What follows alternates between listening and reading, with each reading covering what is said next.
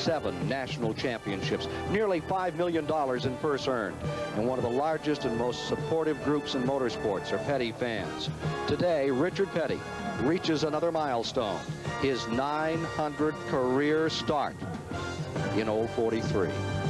Live on WTVS, the Superstation, from the Richmond Fairgrounds, Richmond, Virginia, the Richmond 400, with Richard Petty from the 10th position, trying to get back on the winning side of the ledger.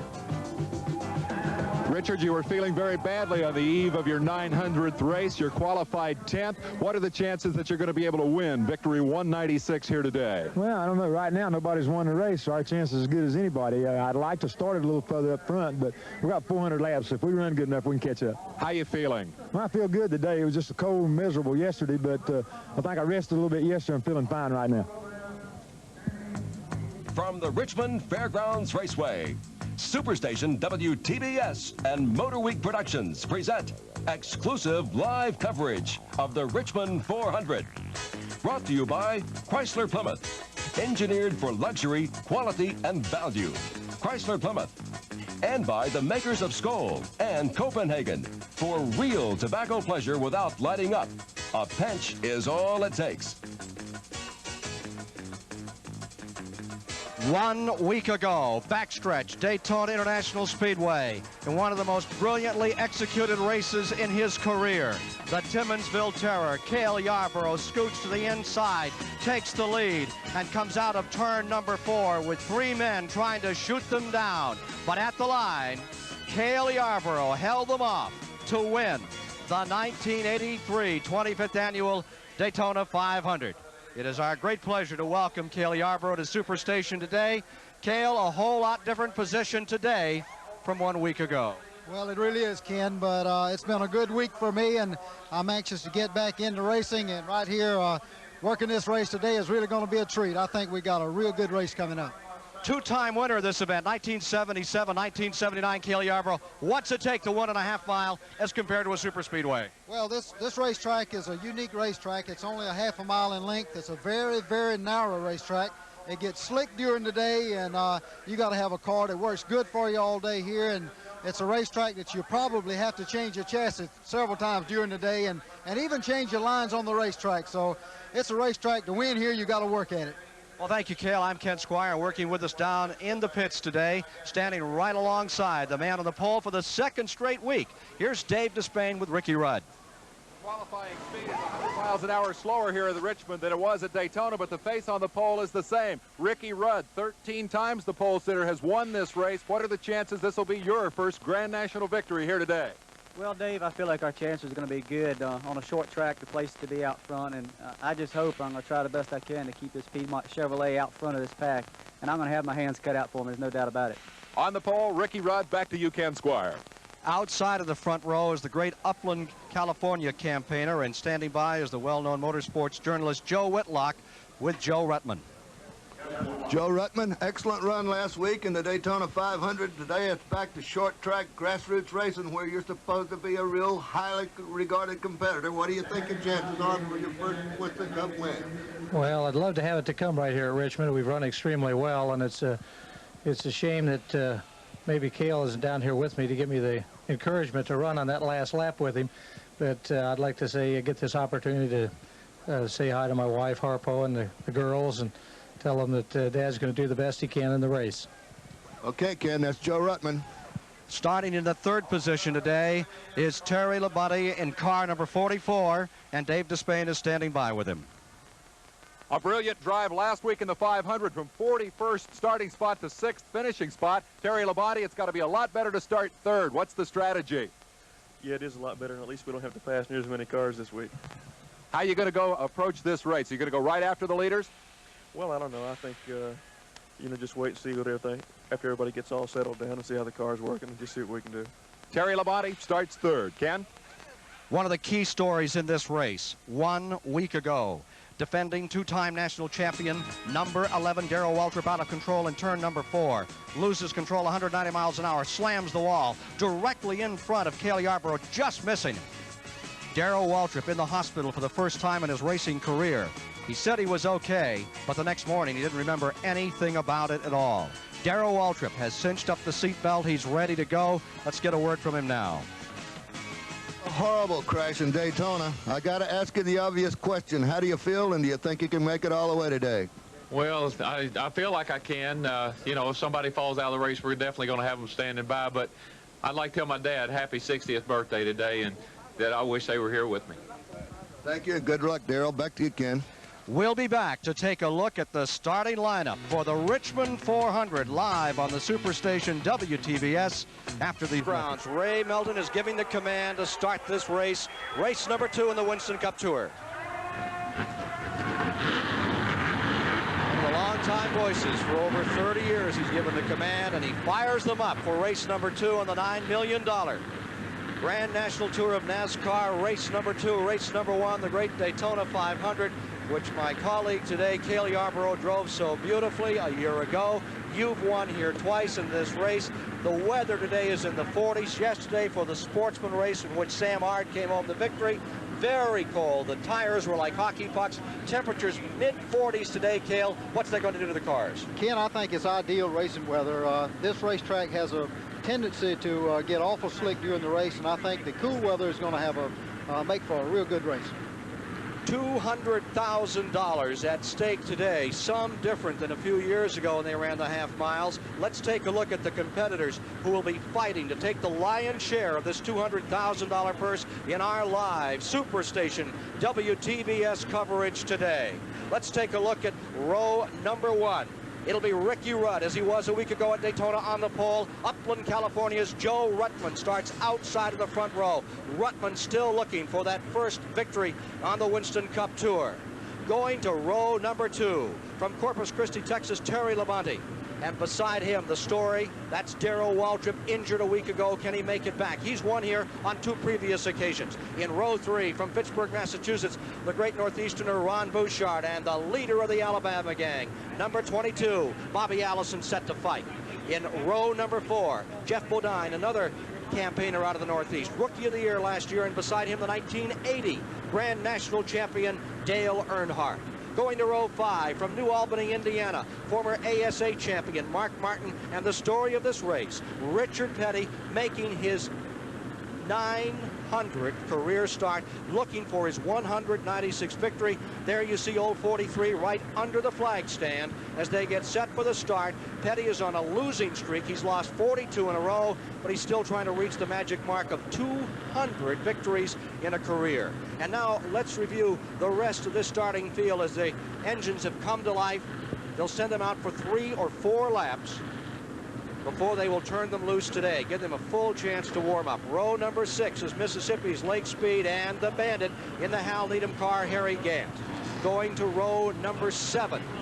On the inside is Neil Bonnet, the Renegade. What a great job he did at Dave Dion. And New Hampshire's Dave Dion has qualified well beside Neil Bonnet.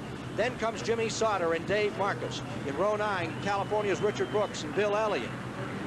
Buddy Baker is in row 10. The Wood brothers are here, and Ronnie Thomas is qualified well. Butch Lindley and Slick Johnson, row 11. Row 12 is Tommy Ellis. He knows this track well, and Morgan Shepherd. In row 13, Sterling Marlin and Joe Fields, a Richmond, Virginia driver. Jimmy Means and Tim Richmond, row 14. Row 15, McDuffie and Tommy Gale. In row 16, what a story there. Kyle Petty crashing in practice yesterday, had to put it all back together and came in using up one of his reserve positions. Each of those Grand National drivers allowed 2 starts if they fail to qualify in the additional year. They must select the races. And Kyle Petty had a bad day, tore the car all up, and they had a rent-a-racer. There you see car number 7, Kyle Petty, and they took parts off a rent-a-racer car, off a rent-a-car. It is now a rent-a-racer, and I am sure that Hertz, Avis, or National, we won't say which one, are going to be greatly surprised if they win this race. But the whole front end is off a rent-a-car. Wouldn't you think the daily rates would be a little higher today, Ken, than usual on the rent-a-car? Do you ever remember in the old days when they used to bring in cars, just rent-a-cars and run them? I sure do. I can remember that very well. Did you ever do it? No, I didn't. Kyle Petty, car number 7. Remember, he won his first race on a super speedway at Daytona 1979, the ARCA 200, but he has failed to score yet in Grand National competition. But that's not unusual, Cale. It takes a few years against the kind of competition we have here today? Well, it really does. You have the best competition in the world here in Grand National Racing, and I don't care who it is or where they come from. It takes a little while to get accustomed to this type of racing. Most competitive automobile racing in the world, 60 official lead changes in last week's race, and that doesn't count the number of times you guys would squander the lead, give it away to somebody, then take it back as you try to work those cars around and set each other up for the finish. Just amazing. 2 laps to go. There's the pole sitter, Ricky Rudd, the Richard Childress car. Why are they qualifying so well, Cale? They've been running just beautifully. Well, they got a good race car, and of course Rick is a real good driver, and he's doing a good job at it. One car in the pits right now is car number 7. Kyle Petty is having a problem, and he is on pit road. In fact, there you see the car just coming back out again. Remember, he is in the last row with Buddy Arrington. He's driving a Dodge today. I think it's the only Chrysler that qualified. Cecil Gordon brought a Chrysler to the race. That did not qualify. Ricky Rudd up in front, Joe Ruttman beside him. I would say in experience and in strength, you'd give it to Ruttman, the 36-year-old from California. But this Ricky Rudd, he's appearing before hometown fans. His following starts in Chesapeake, Virginia, where his dad owned a salvage yard, where he had his first race cars built, and there are thousands in this capacity house who are here to see him try and win it for the state of Virginia today. Live Superstation WTBS coverage as you look at some of the throng gathered on a brisk, cool, gorgeous day as we get down. Cale Yarborough, what about it? If you were in the start of this race, where would you want to go at the beginning? Just hold for a while, or do you want to charge? Well, it's if you're up front, you need to get in the lead if you can possibly get there early. And I see Kyle coming back out again. He had to make another stop. Something must be wrong with his car there. But I think Ricky Rudd, everybody on the inside, Ken, has got a better chance of holding their positions than the ones on the outside. The inside groove of this racetrack is where you need to be on the start. So you're going to see them fight to get down to the bottom of the racetrack. Right, absolutely. You're going to have to find a hole to get in. Pace car is in. We're set for 400 laps of the most competitive automobile racing in the world as the NASCAR Grand National Tour tees off for race number 2 on the half-mile at the Richmond State Fairgrounds, Richmond, Virginia. In turn number 1, wheel to wheel, and popping out in front goes Ricky Rudd. Into second goes California's Joe Ruttman. Waltrip slid through, took third. Terry Labonte drops to fourth. As they hit turn number 3, Ron Bouchard on the inside slides his way up through for 5th position. 1 lap complete, 399 to go. That'll really wear you down, Cale. It really will, Ken. This is, as I said before, a real narrow racetrack, and you really, it takes a lot of concentration to run this racetrack. You really get in trouble quick. A lot of punching, a lot of banging and thrashing out there, and one of the experts is our co-host today. His kind of racetrack, but he's running a limited schedule these days. Lap number 2 complete, and they're hitched up in a train. It is Ricky Rudd in front in the second spot. Ruttman, third. Waltrip in the 11th. Then the red, number 44 of Terry Labonte, the Texan. Going in 5th is car number 47, Ron Bouchard. And then in the 6th position is car number 22, Bobby Allison, trying to go through. There you see car number 7 fighting his way up through traffic. Moving in on James Hilton. That is Kyle Petty trying to get underneath J.D. McDuffie. McDuffie takes him on the outside.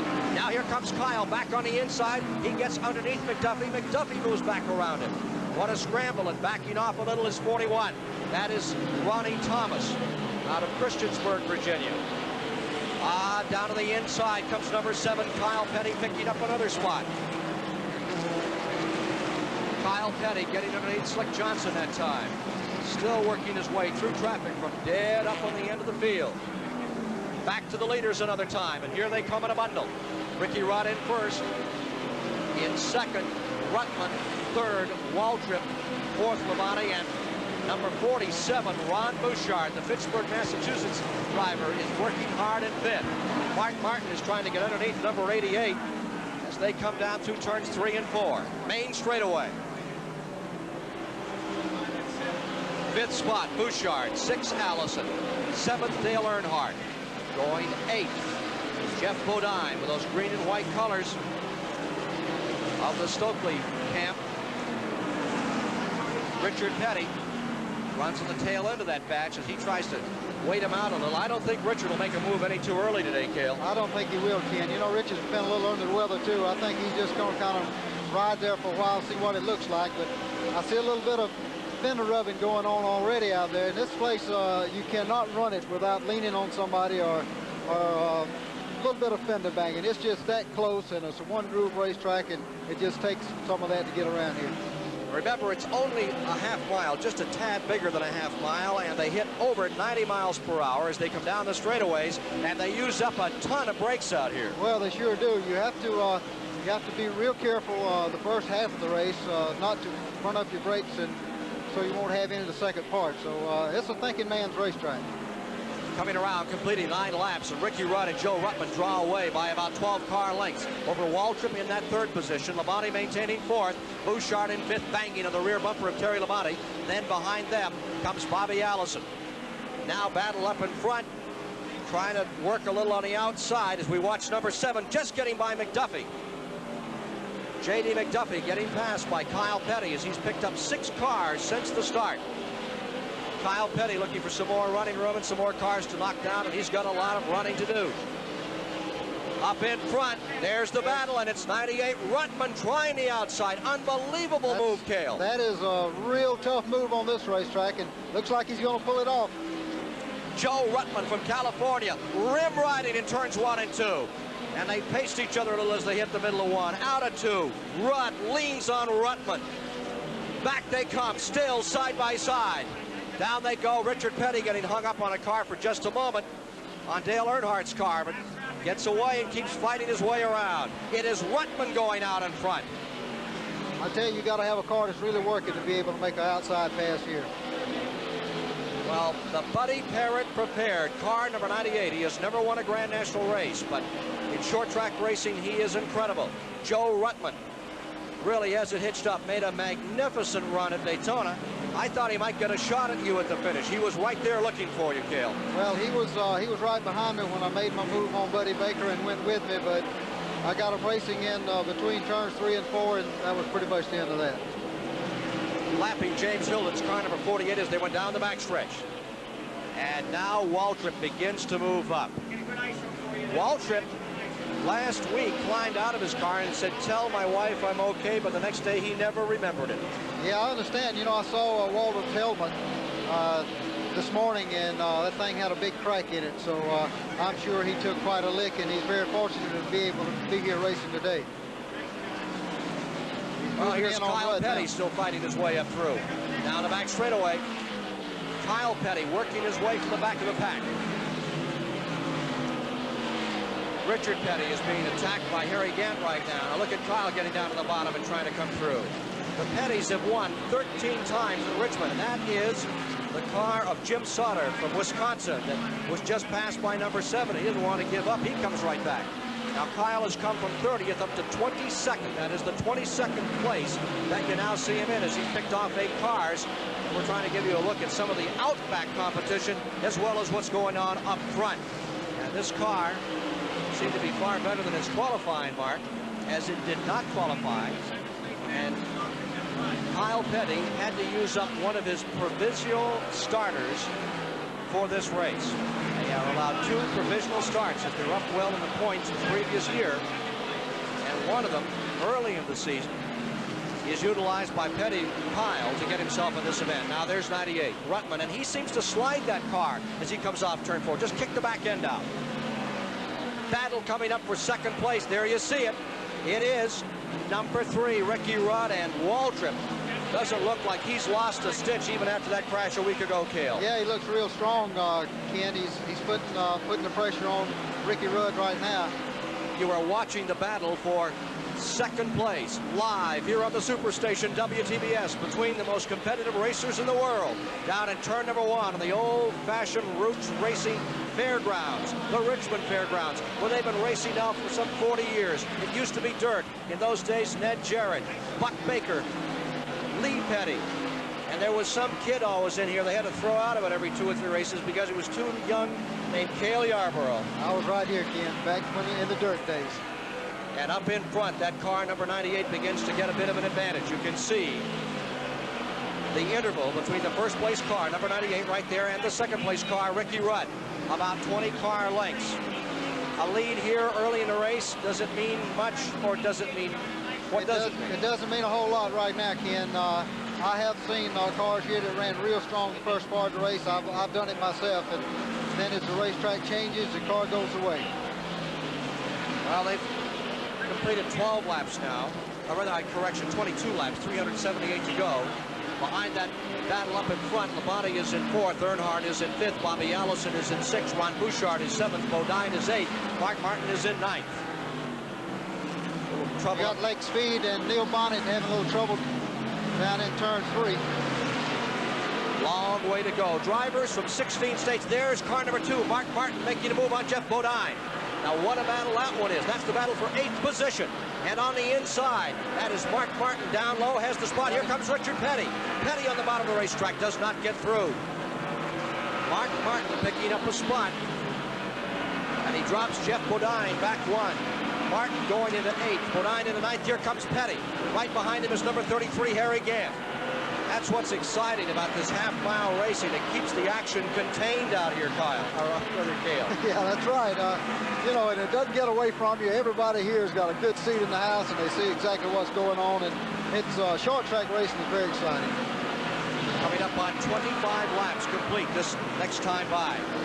Petty has been held out in the 10th position since the start. He's never too eager to make moves early on. Those tires really get worked in. The traffic kind of settle into a pattern, and he'll go for them.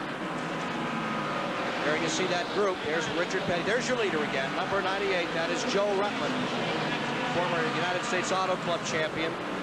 As we mentioned last week, the Daytona 500 champion.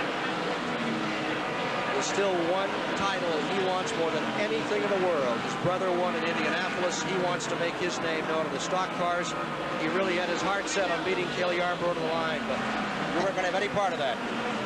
I tell you, he's really running strong here today, though, Ken. If he continues to run like this all day, he just might win his first Grand National race. Moving toward the 30-lap mark here in the Richmond 400. Joe Ruttman out in front. In the 2nd position, Ricky Rudd going 3rd, Darrell Waltrip 4th, Dale Earnhardt 5th, Terry Labonte, Bobby Allison is 6th, Ron Bouchard is 7th, and Mark Martin is running in the 8th position. And we'll return to more of the action of the Richmond 400 on the Superstation after the 33 laps complete. 367 remaining in the Richmond 400. Up in front is Joe Ruttman in car number 98. But the battle that everyone is talking about right now is for 2nd place, and it is a struggle that's going on. Here is Darrell Waltrip making a move in number 11, trying to go beneath Ricky Rudd out of turn number 2. Did not make it. Here he comes again. Twice Waltrip has tried. Here comes Waltrip on the inside. Running wheel to wheel out of turn number 4. Waltrip on the low side. It is Rudd on the high side.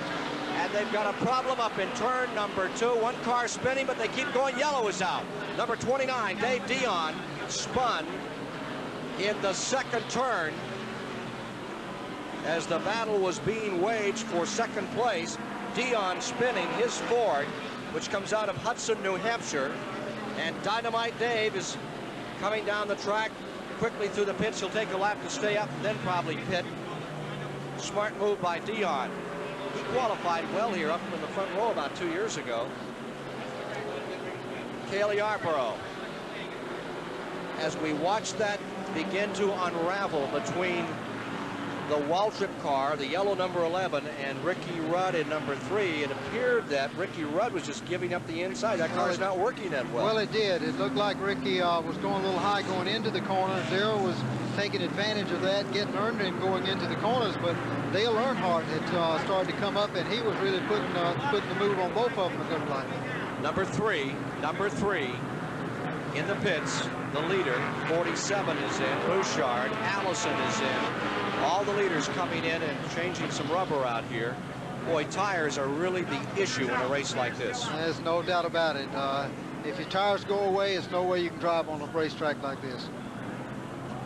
There you see Richard Petty, and already you can see the side of his car is scarred from that close competition. There's Buddy Baker coming out, who doesn't run that much on the half mile, but the car that you followed for so long and set him up, he said if I'd have gone 300 miles an hour or 50 miles an hour, Cale would have stayed behind me. Well, he was exactly right, Ken. Let's go to Dave Despay. road, the typical flurry of activity with the yellow flag. Most of the front-running cars have been in. The lead automobile of Joe Ruttman not yet on pit road. His crew waiting for him here. Terry Labonte has just come in. It's a real traffic jam on pit road, and that's part of the reason Ruttman elected to stay out one more lap. He wants the pits to clear out, and then the Ruttman car will be in. Back to you, Ken. Richard Petty has come back on pit road. Neil Bonnet is there. Bill Elliott, Buddy Baker in for the other side tires. Tim Richmond has come in. Jim Sauter as they go all the way on rubber. You don't want to get trapped in the pits and go a lap down. No, you don't. I really don't understand why Ruttman didn't stop then. They've run enough laps that he should stop and take on fuel and tires. It's just, he said that the pit road was too crowded, but if it might have been him, I'd have made that stop. Well, now this will change the entire wholesale change of those front positions. Well, let's see here. He can't hardly afford to come in now, Ken. It would put him too far behind to work his way all the way back up. So he's not going to use, Joe Ruttman, the leader, car number 98, will not use this first caution, which came out at lap number 37 when Dave Dion spun in turn number 2. He was able to continue and appeared as if there wasn't very much damage to the car. Real change of positions, but leave number 98 up in front. Give the second spot to Darrell Waltrip. Moved to third, last year's winner, Dave Marcus. Harry Gant for fourth and Mark Martin for fifth. Unofficial, you understand. You got one lap to go. So it's a big gamble for the Buddy Parrott crew, car number 98. Let's go back to Dave Despain. We're with Buddy Parrott in the Joe Ruttman pits. Buddy, why did you not make a stop? Well, in this game, you know, you know when to hold them, when to fold them. We had planned our strategy not to pit early because we feel like there's going to be a lot of cautions. You can run 160 laps on the gas, and you know, Darrell and them didn't pit, and you know, maybe we're a trendsetter today. All right, good luck to you. Buddy Parrott says the reason they didn't come, you got to know when to show them and when to fold. Back to you, Ken. To the line, we're back under Green. Green coming out of the 40th lap. Front two cars did not pit. 11 Waltrip elected to stay out, and so did Ruttman. Back straightaway as they begin to roll him out again after that green flag fell. 71 Marcus is trapped behind 2 lap cars. They're the 2 leaders beginning to get away. Number 90, Richard Brooks, is right in there, trying to maintain himself a spot in this race. There you see that blue number 90, third overall in the event. Initial report was he had gone a lap down. We're checking on that. Boy, he ran a super race at Daytona, that number 90 car with Dick Brooks. That 90 car looks shaky to us. 90 and 98 a week ago looked like they at any moment were ready to just lose it and float away. Great driving by Brooks, had been in retirement and semi-retirement over the past couple of years. This year he's going to run the entire circuit. Here's the situation. Number 98 is your leader. There's 11 in second spot. Waltrip hurt, and hurt bad for the first time in his career. 1 week ago when he slammed the wall at 190 miles an hour at Daytona. Now he's trading sheet metal on a half-mile track in Richmond, Virginia, but this track can bite you. We saw one car, Butch Lindley, a day ago, totally demolished in turn number 1. And this is the track where Bobby Allison had a terrible crash a year back. Number 48, James Hilton, has brought out the second caution of the day. Yesterday, in the Sportsman race, which was won by Sammy Ard, the Mid-Atlantic NASCAR champion, it was cold, and they had 7 cautions, and they had some horrendous wrecks. But the worst of the day was down here in turn 1, when Butch Lindley just thrashed the wall. I think we're going to have a chance to see this again, Cale Yarborough. Number 48, the Hilton car, say a little crunched up on one fender.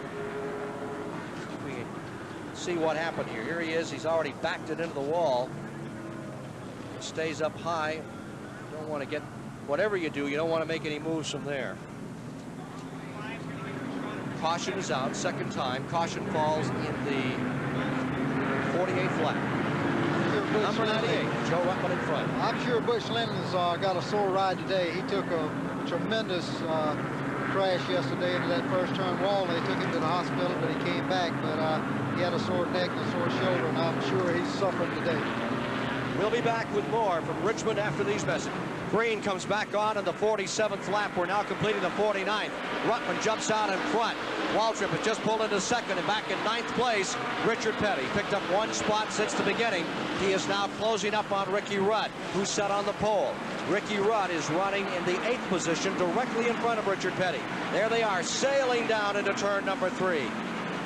You see the side of his car just a little dinged up out there, but that's part of the rumple that you get when you run on a track of this size. Now here's Petty again, trying to get through those lap cars down to the bottom of the track and get a shot at number 3, Ricky Rudd. And there is Rudd making a move on Bodine, who taps him.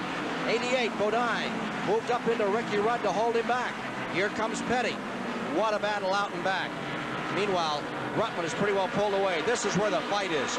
Number 98, there's your leader, going through turns 1 and 2. And the scramble is further back. We've got a big shunt up in turn number 4. 4 cars say, how do you do?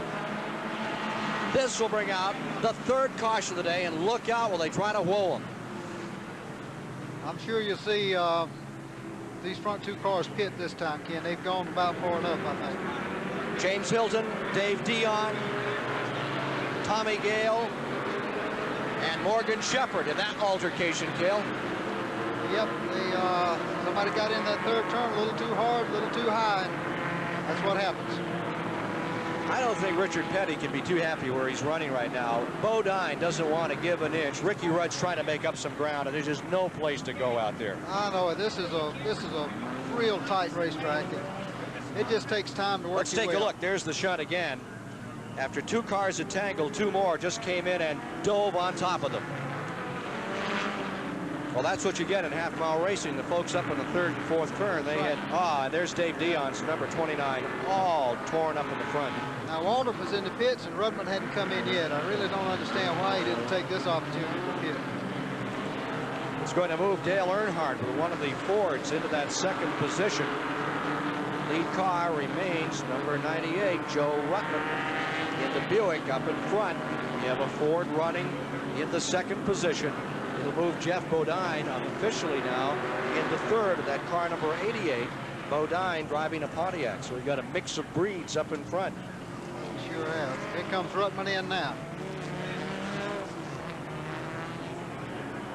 So the leader is in the pits. Leader is now pitting. Key pit stop for car number 98. You can see him down there just on the end of pit road. That is Joe Ruttman. And they're changing right side tires, taking on a little fuel. Well, they're holding off on the fuel for now. They only need 1 fuel stop, right, Cale? Right. He's changing all 4 tires, and he's taking on fuel. He'll get to work this stop. So Joe Ruttman gives up the lead, and he'll give that 1st place to number 15, Dale Earnhardt. Earnhardt came back, won a race last year, and was hoping to have that Ford of Bud Moore's really flying before this season is over. The Fords were discounted for the most part down at Daytona until they got down to drafting. Right. And when they got to drafting, we found out that the Fords had a lot more to offer than anyone had given them credit for. It looks like Dale Earnhardt's car is working well here today. I've been watching. He's moved up through the pack real well, and I believe he's going to be tough for the day's over. So Earnhardt has the lead, and as we see it, Bobby Allison will have 2nd, Bodine 3rd, Bouchard 4th, Ricky Rudd 5th, Richard Petty in 6th, Harry Gant in 7th, Buddy Baker in 8th, Neil Bonnet in 9th. These are all unofficial. There you see Joe Ruttman, who's back on the track. He's driven both now. He's been on the super speedways and did a magnificent job a week ago, and he's pretty used to the short tracks, and we asked him about what's easier for him, what works out better. Comparison of the short tracks of America and those super speedways. This is what Joe Ruttman said. Well, probably first, physically, it's a little tougher on you on a short track like this because the corners are coming a lot quicker, a lot more braking, a lot more physical effort inside the car. But, you know, the effort, you know, is obviously greater. The speed is down, so the adjustment to what you can do with the car is quite a bit different. Joe Ruttman, as you see, he didn't get 1st place, but he collected 4th in a pretty good case of laryngitis. Everyone came out of Daytona with a cold last week, Cale, except you. Well, I guess so. I was so happy, I guess I didn't have time to catch a cold. Adrenaline's still up? Still flowing strong. So Richard Petty's won at 7. You've won at 3. You're going to go after his record for win at Daytona? Well, we're going to win as many as we can. I hope we can surpass that record. Well, there's a lot of kids out here that wish you old guys would give this game up and play checkers or something. What are you going to get out of this stuff? Oh, I don't know. Sometime between now and next 25 years, I'll hang it up.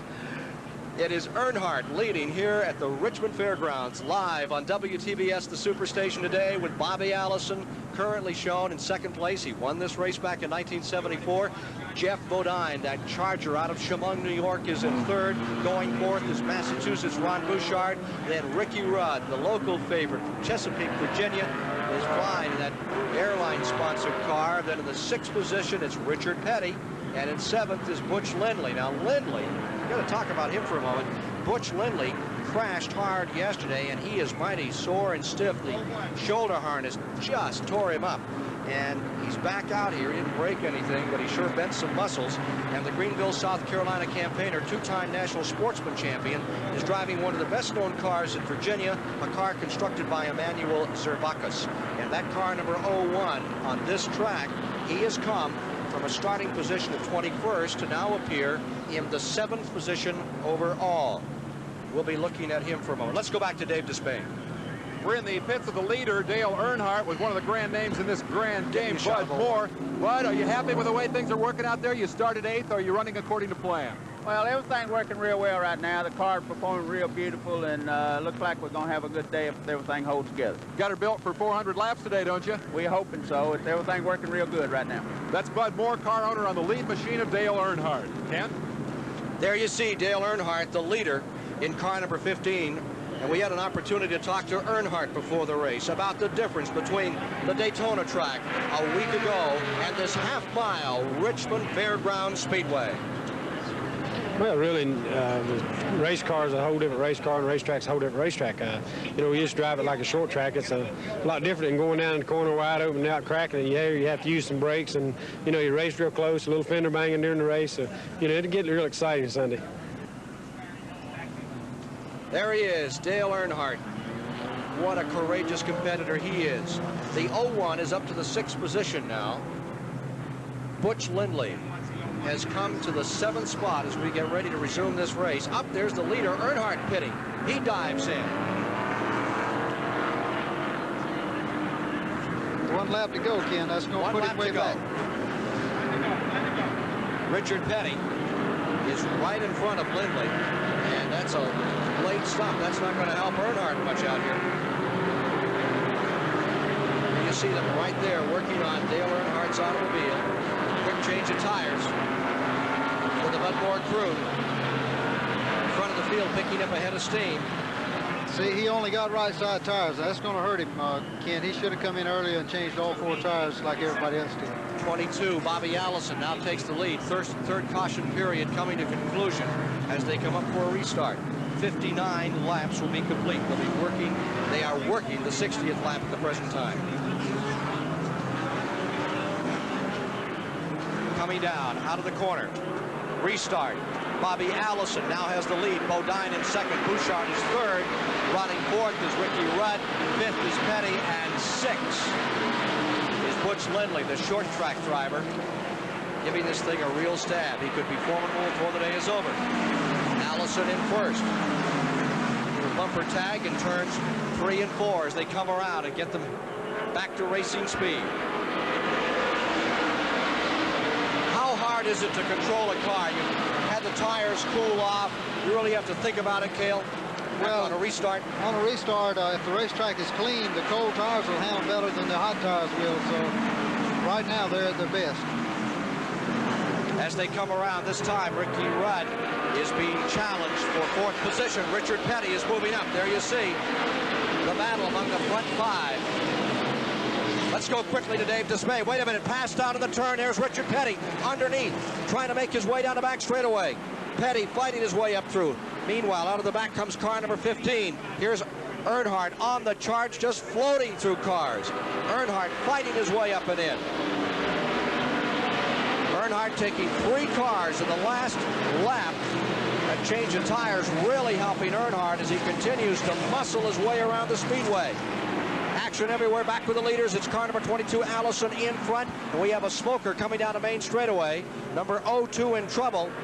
Tommy Gale getting a black flag, pulls on the inside as the leaders dive into the first turn. The third place car, Ron Bouchard, and Petty has gone to fourth, and he's going underneath Bouchard. Petty is beginning to attack. Ricky Rudd has fallen to fifth. Petty looks like he's ready to muscle it out for the lead now, Cale. Well, he sure does. He must be feeling a little better now, I guess. He's headed to that lead, and he's going under Bouchard going into turn ones now. 0-2, all torn up in the back end, finally comes to a halt. Let's see if it'll bring out a caution if he's clear of the track. Pit road on the green. Waltrip pulls onto pit road. Yellow flag is out. Caution is out. 47 is dropped back to third. Waltrip has pulled onto pit road and decided to go right straight through so he wouldn't lose a lap. And Richard Petty gets in front of Ron Bouchard. On a half mile, you've got to have eyes in the back of your head because they are everywhere making maneuvers. Earnhardt was making a tremendous charge to get back up with the leaders, and now we are into the fourth caution of the day. That comes with a total of 66 of the 400 laps complete. That leader maintaining first place, Bobby Allison. In the second place is car number 88, Bodine. There you see Tommy Gale's car back to the garage area, and his day seems to be done. Leaders are pitting here in the Richmond 400. Richard Petty has made 2 pit stops here and come back on the attack another time. Number 11, Waltrip, was in, and the hood was up on his car. As things now shake out, number 3, after these pit stops, Ricky Rudd has taken over. There you see the Petty car. You can see that front fender really was thrashed on 43. He's mixing it up a lot and getting some abuse out there. Second place car is Butch Lindley. He's been in some tight spots already, Ken, but I don't know what's wrong with Waltrip's car. Now, he came in and they went under the hood and also in the trunk, so something's wrong. Let's go quickly to Joe Whitlock in the Petty pits. Ken, we just checked with Richard Petty's pit crew, and they said the King is having absolutely no problem whatsoever, and he's prepared to go 400 laps a day, and he's feeling fine. Back to you. Okay, scheduled pit stops for number 43, Petty, or at least they're not willing to say what they have in their hand. Back straightaway, coming around as we're under green. It is Ricky Rudd looking for his first Grand National victory. So elusive in the tremendous pressure and competition of this $9 million plus tour. Second spot stays Butch Lindley, and now lying third is Neil Bonnet, who is as good a short track driver as in the United States of America today. The fourth position is 44, Terry Labonte, and between 75, Bonnet, and Labonte is the lap car, 2 laps down, number 90, Richard Brooks. Then falling back to the 6th position, Kyle Petty is back up in it again. Kyle Petty has come to 5th, Joe Ruttman into 6th and number 98. The leaders, the earlier leaders, Bobby Allison, the Earnhardt car at 47 are running from out back. They pitted late, have to work their way back through, and Richard Petty has fallen way back after that pit stop, but they have the tires, and they say they're running right where they want to be.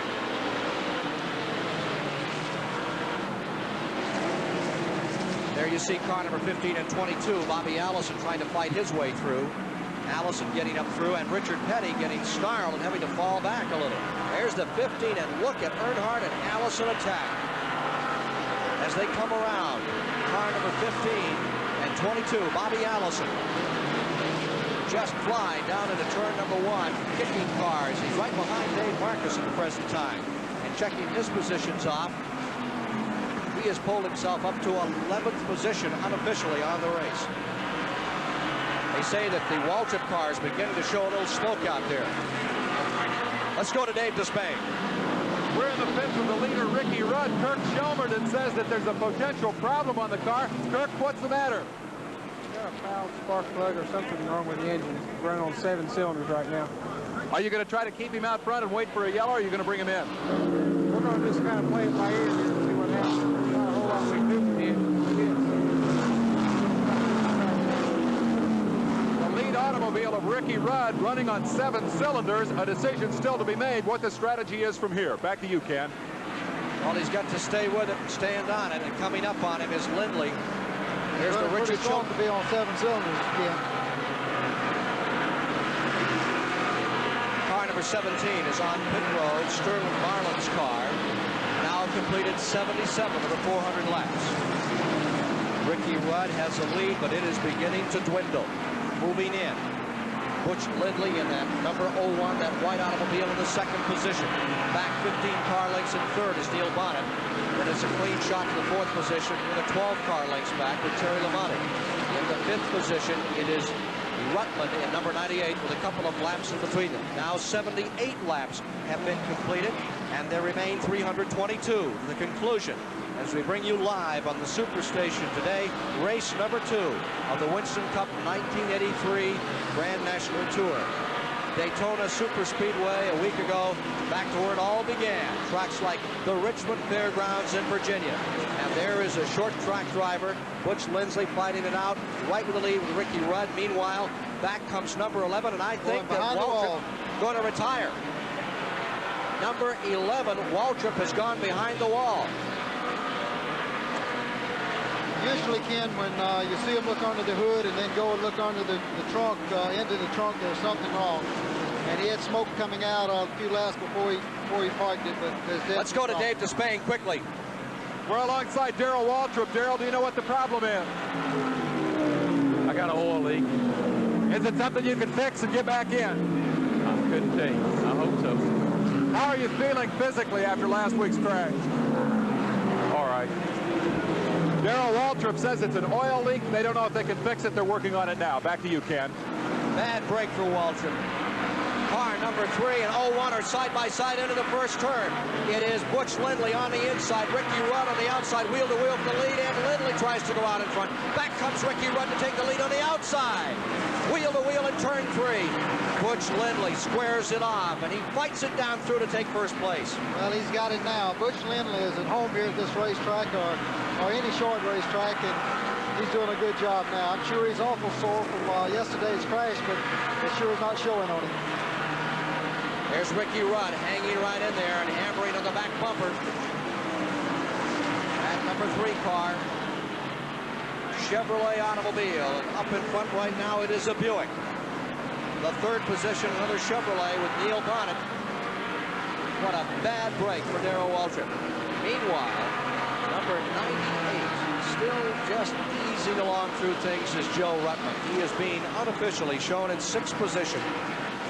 Car number 22, Bobby Allison. There he is right behind Mark Martin.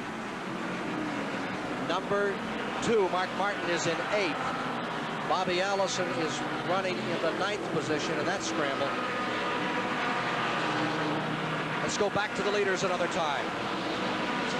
Butch Lindley, 2-time National Sportsman Champion, Greenville, South Carolina campaigner. He's run as many races as anyone here on those half-mile and quarter-mile tracks. Does not particularly favor the super speedways. He feels much more at home right out here. And that car, built, as we mentioned earlier, by Emmanuel Zervakis, one of the early stars of Grand National Racing, really does well on half and quarter-mile tracks. Well, it sure does. Emmanuel does a fine job of building cars. Right now, Joe Rutman is moving back up again. His car is really working well, and he looks like he's running the leaders down now.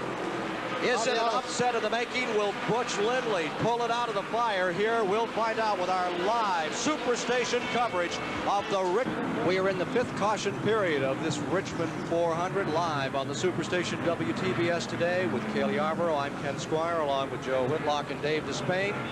In the 90th lap, Mark Martin and Kyle Petty got tangled up in turn number 2. They brought out a caution. They were able to continue. They both have sustained some sheet metal damage, but what it has done is it's changed the front of the field around again. And Bobby Allison and number 22, the number 98 of Joe Rutman will find themselves in a position to run off the point. Meanwhile, back in the pits is Jeff Bodine and Lake Speed. 2 cars in the altercation in turn number 2 that brought out the 5th caution of the day have continued on their way. Safety crew is also looking over turns 4 at the present time. There you see Kyle Petty's car. Let's go to Joe Whitlock in the pits. Ken, I'm standing by with Emmanuel Zervakis. He's talking on the radio right now to his driver, Butch Lindley, who was involved in a pretty serious wreck yesterday. Emmanuel, Butch seems to be running okay, and he seems to be feeling all right. Butch seems to be feeling all right. Doesn't seem to be affected by the wreck. He hadn't said Petty got tired yet. I'm hoping that he doesn't. He's running real good, and of course, you know, we're running independent. We're looking for a major sponsor, and we have a local Miller dealer, Leon Sapanian, helping us on this race, and we're hoping to look for better things. Thank you, Emmanuel. Emmanuel used to run this racetrack when it was dirt back in the old days. And Butch Little's one of the best short track drivers going. That's quite a team. Back to you, Ken. Well, there you see Kyle Petty coming on the track another time, made another pit stop way up on the end by turn 4. All the cars in this half-mile track, as you've noted, pit on the main straightaway. Sometimes, like in Martinsville, Virginia, they pit half the field on the front straightaway and half on the backstretch. That always adds a little of the gaiety and confusion. Cale? Well, yeah, they are, and also, Ken, they're still working on Darrell Waldrop's car down there. Darrell's still in the car, so evidently he has intentions of going back out. Well, you know, the point battle. Right. He's worth, what, $500,000 in the Winston Cup this year. You're not running for points, but he is. He's already had a 33rd finish at Daytona. That's set him way off the pace. Not as badly as a year ago at Daytona when he had trouble early on in the race. But now to have this happen, I tell you, national championship will go right down to Riverside, California in November. It sure can, and I'll tell you, as keen as the competition is right now, you can't afford to fall out of many races and plan on winning the championship. As we watch Kyle Petty, let me ask you this, Cale Yarborough. You're the only man in history to ever win the national championship 3 successive years. How do you put it together 3 years in a row? Well, you just got to work hard. You got to have a team, you know, Ken, like Junior Johnson's team that I won it with, that put the hard work in and prepares the cars and just never give up. Even though sometimes you have problems, you got to keep going. They're holding Joe Field's car, number 92, down at the start-finish line. Apparently, he disobeyed the flagman. Evidently. Dale Earnhardt had a little trouble with the flagman. $10,000 worth. I heard they reduced his fine to about $5,000. Yeah, I think they cut it in half, but still $5,000 gets your attention pretty well. That'll get your attention. All right, we're ready for racing once again. One more lap, and we're back live on the Superstation from the Richmond Fairgrounds. The most competitive automobile racing in the world for you today. And up in front from Upland, California, it's Joe Ruttman, and right behind him comes the head of the Alabama gang, the leader himself, number 22, Bobby Allison, still driving with bruised ribs from that terrible crash that he had in the Clash at Daytona. Then to the third spot is Dale Earnhardt, the 1980 national champion. Ron Bouchard of that sensational victory at Talladega a couple of years back lies fourth in the field. And look out, because Bill Elliott from Dawsonville, Georgia, in a Ford is in fifth, with Harry Gant, the Bandit, the Burt Reynolds Hal Needham car, running sixth. Richard Petty is in seventh as they come back to the line, and we're racing at Richmond.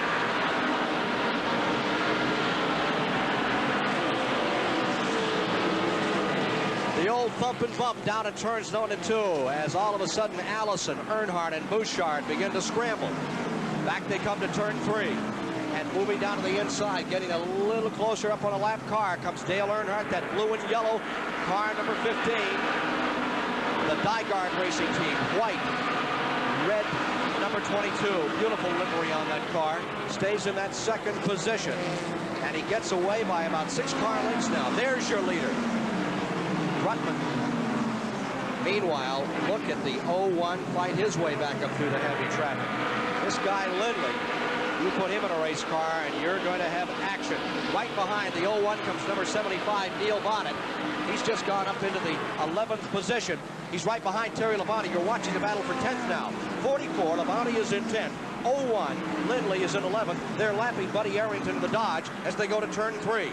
Down to the inside, lap cars in front of him, where the shot comes. Down to the inside, it is 01 Lindley trying to get beneath Terry Labonte. Now, Terry Labonte grew up on the Texas tracks. He won 36 feature events in one season down there. There's Buddy Baker. There's the 9th place car, number 21 Baker. Then here comes 01 Lindley on the inside, trying to reel in the 44. Back they come to the turn, and Lindley. Lindley's going to get honored. And honorary Butch Lindley picks up a spot. He hammers it right down in there, and he may leave enough room for Neil Bonnet to come through in the 75. That's what's happening. They've opened up a hole, and driving right through, assisted by Butch Lindley, is Neil Bonnet. And now he's ready to work on Baker. Back in turn 3 and 4 another time. 100 laps down. Lead car still up in front. It is the 98 car with 100 complete. Look at Neil Bonnet go up underneath Butch Lindley. 21. Stay in there, and For just a moment, we had some cars slithering in turn 1, but they gathered it back up again, and the battle continues up in turn 4. There's where the struggle is. And look at Neil Bonnet. Neil Bonnet, who had as sensational a week as anyone, won the Clash at Daytona among the 16 time trial winners of a year ago, then came back and won a 125-mile qualifier. Right now he's in the box. A lap car in front of him, the black automobile of Jimmy Sauter, the BK Ulrich prepared car, is holding up Neil Bonnet, and 0-1 comes right back around again. Butch Lindley fights his way back through. As they stand, the 9th place is Buddy Baker, the 10th place is 75 Bonnet. The 0-1 getting back under Bonnet another time. He pulls up to 10th. There's your leader, Rutman. Now Rutman has it free and clear, and almost half lap in front of him. Do you look out? Really working well, Ken. I've been watching the past few laps, and he hasn't bobbled a time.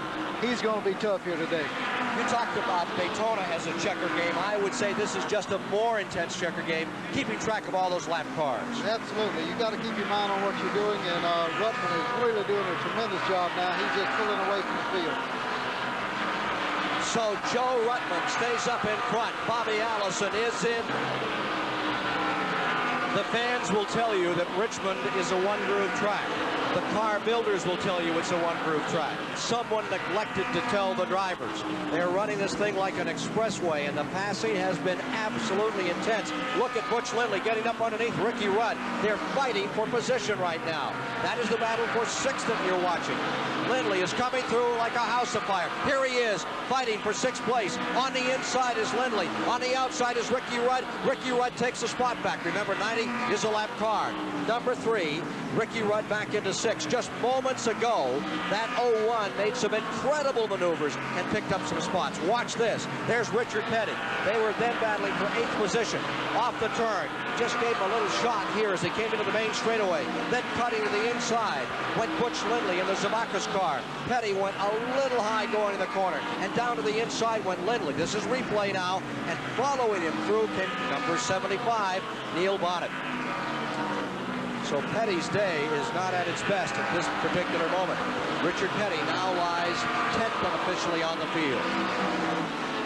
Meanwhile, the struggle continues. Lapping James Hilton is Butch Lindley, and right with him comes Neil Bonnet.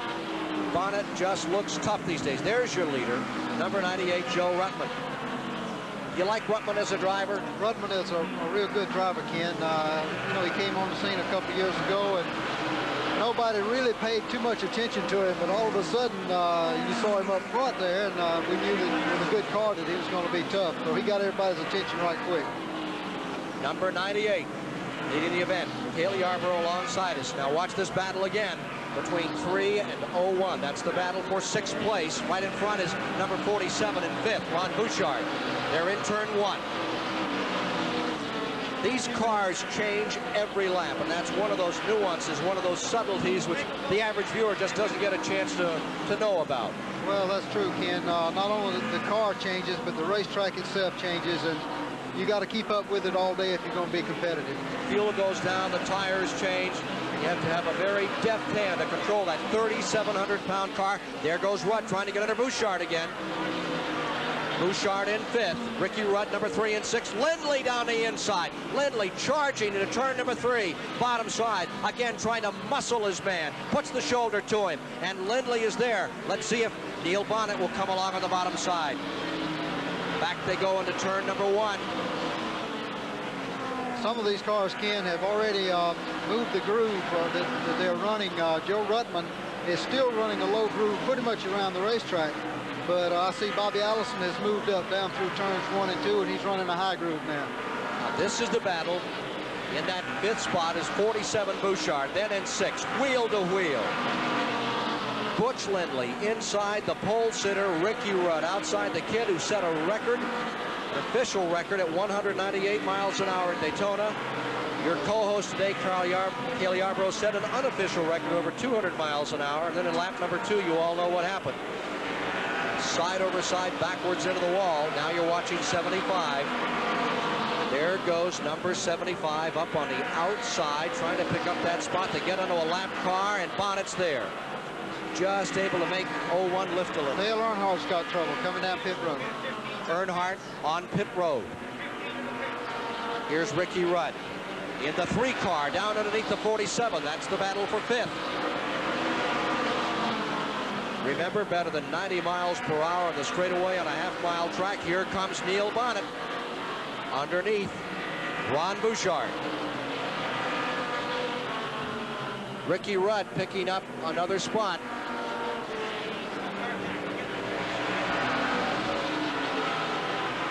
Talk about waiting for a race to stabilize. There's just no such thing here.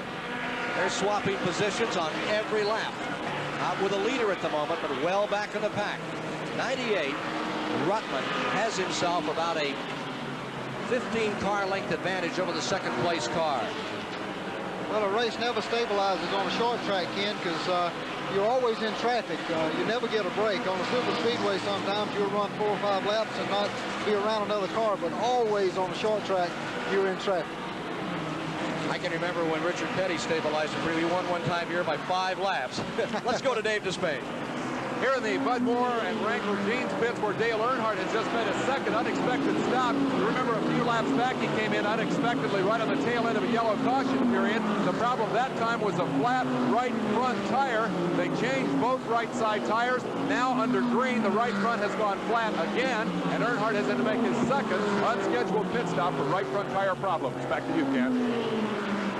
Ricky Rudd in number 3 has now pulled up the 4th spot. There's your leader, and car 15 has shown us a lap down. He made a quick stop. He's trying to get the lap back. Earnhardt unofficially now back in a lead lap. He may have lost 2. We know he lost 1. It is Ricky Rudd in 4th. Bonnet is in 5th, and in the 6th position is Bouchard. 7th is Baker. 8th is Labonte in the current standings. Unofficially, back to 9th is Richard Petty. Car number 11 is getting ready to come back out again and is now on the track. Waltrip just rolling back out, and he is down 45 laps. So it's strictly for the points to try to stay up on top to win his 3rd Winston Cup and to equal your mark. Well, there's no doubt about it. There's no way he can win this race, but he's got to accumulate as many points as he possibly can. Some days it's diamonds. Some days it's stone, and it's been a week of hard stone for this fellow, Darrell Waltrip. Well, it sure has. Neil Bonnet in 5th. He has been just kind of resting, letting the other guys use up their race cars out there. I would presume that's a very good move to make. Let the other guys beat up the sheet metal, maybe wear the parts down, and just kind of take the holes when they come. Well, there's no doubt about it.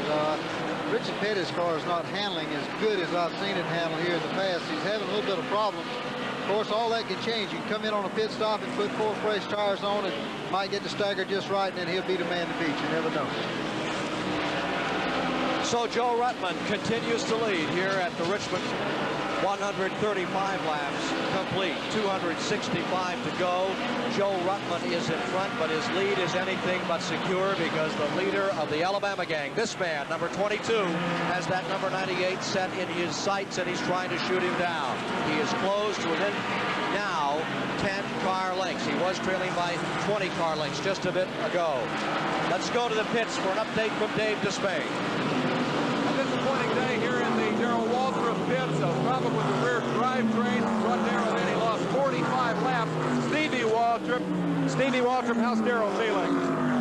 Today he feels just like what he's doing. Feels like racing. And Junior told him if he didn't feel like racing the whole race, that he would relieve for him. So I know Darrell's going to stay in the whole race. Obviously, Darrell Waltrip wants those Grand National points. They made the decision that he would get back in Junior Johnson's car and go back out on the racetrack. That's Stevie Waltrip, Darrell's wife. Back to you, Ken Squire. Reviewing for you now the standings with 137 laps completed this half-mile track. We have an unbelievable 18 cars running in the lead lap with 137 laps complete. 18 cars in the lead track on a half-mile track. With Ruttman first, Allison closing in second, Harry Gaddis third, Ricky Rudd now 4th, Bonnet to 5th, Buddy Baker in 6th, Terry Labonte 7th, Butch Lindley is 8th, Ron Bouchard 9, Mark Martin 10, Bodine 11, Richard Petty is back to 12th. Not having a good time at all. Now I think we can change one position. Petty has just knocked off one automobile. He's picked himself up. Richard Petty has been floating through a little out here and picking up cars, and he's picked up 11th spot just to the last lap. He's going after Bill Elliott at the present time. guy to watch, at number 98, Joe Rutman. Richard Petty has picked up a couple of cars here all of a sudden. He just scampered by the Elliott car. He picked off the number 47 of Bouchard, so he's up into 10th. There's your leader, 98, Rutman. I think Rich is picking up the pace a little bit, Ken, because right now he can see Joe Rutman coming behind him on the same straightaway, and he's going to put a lap on him if he doesn't pick it up. The 0-1 of Butch Lindley right in front of Richard Petty. 0-1 Lindley, and Richard Petty is right on his deck.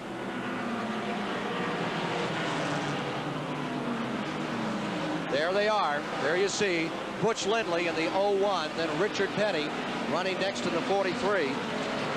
That squabble is for 8th as Petty has turned the wick up a little out here and is closing on his competitors, trying to stay in that lead lap.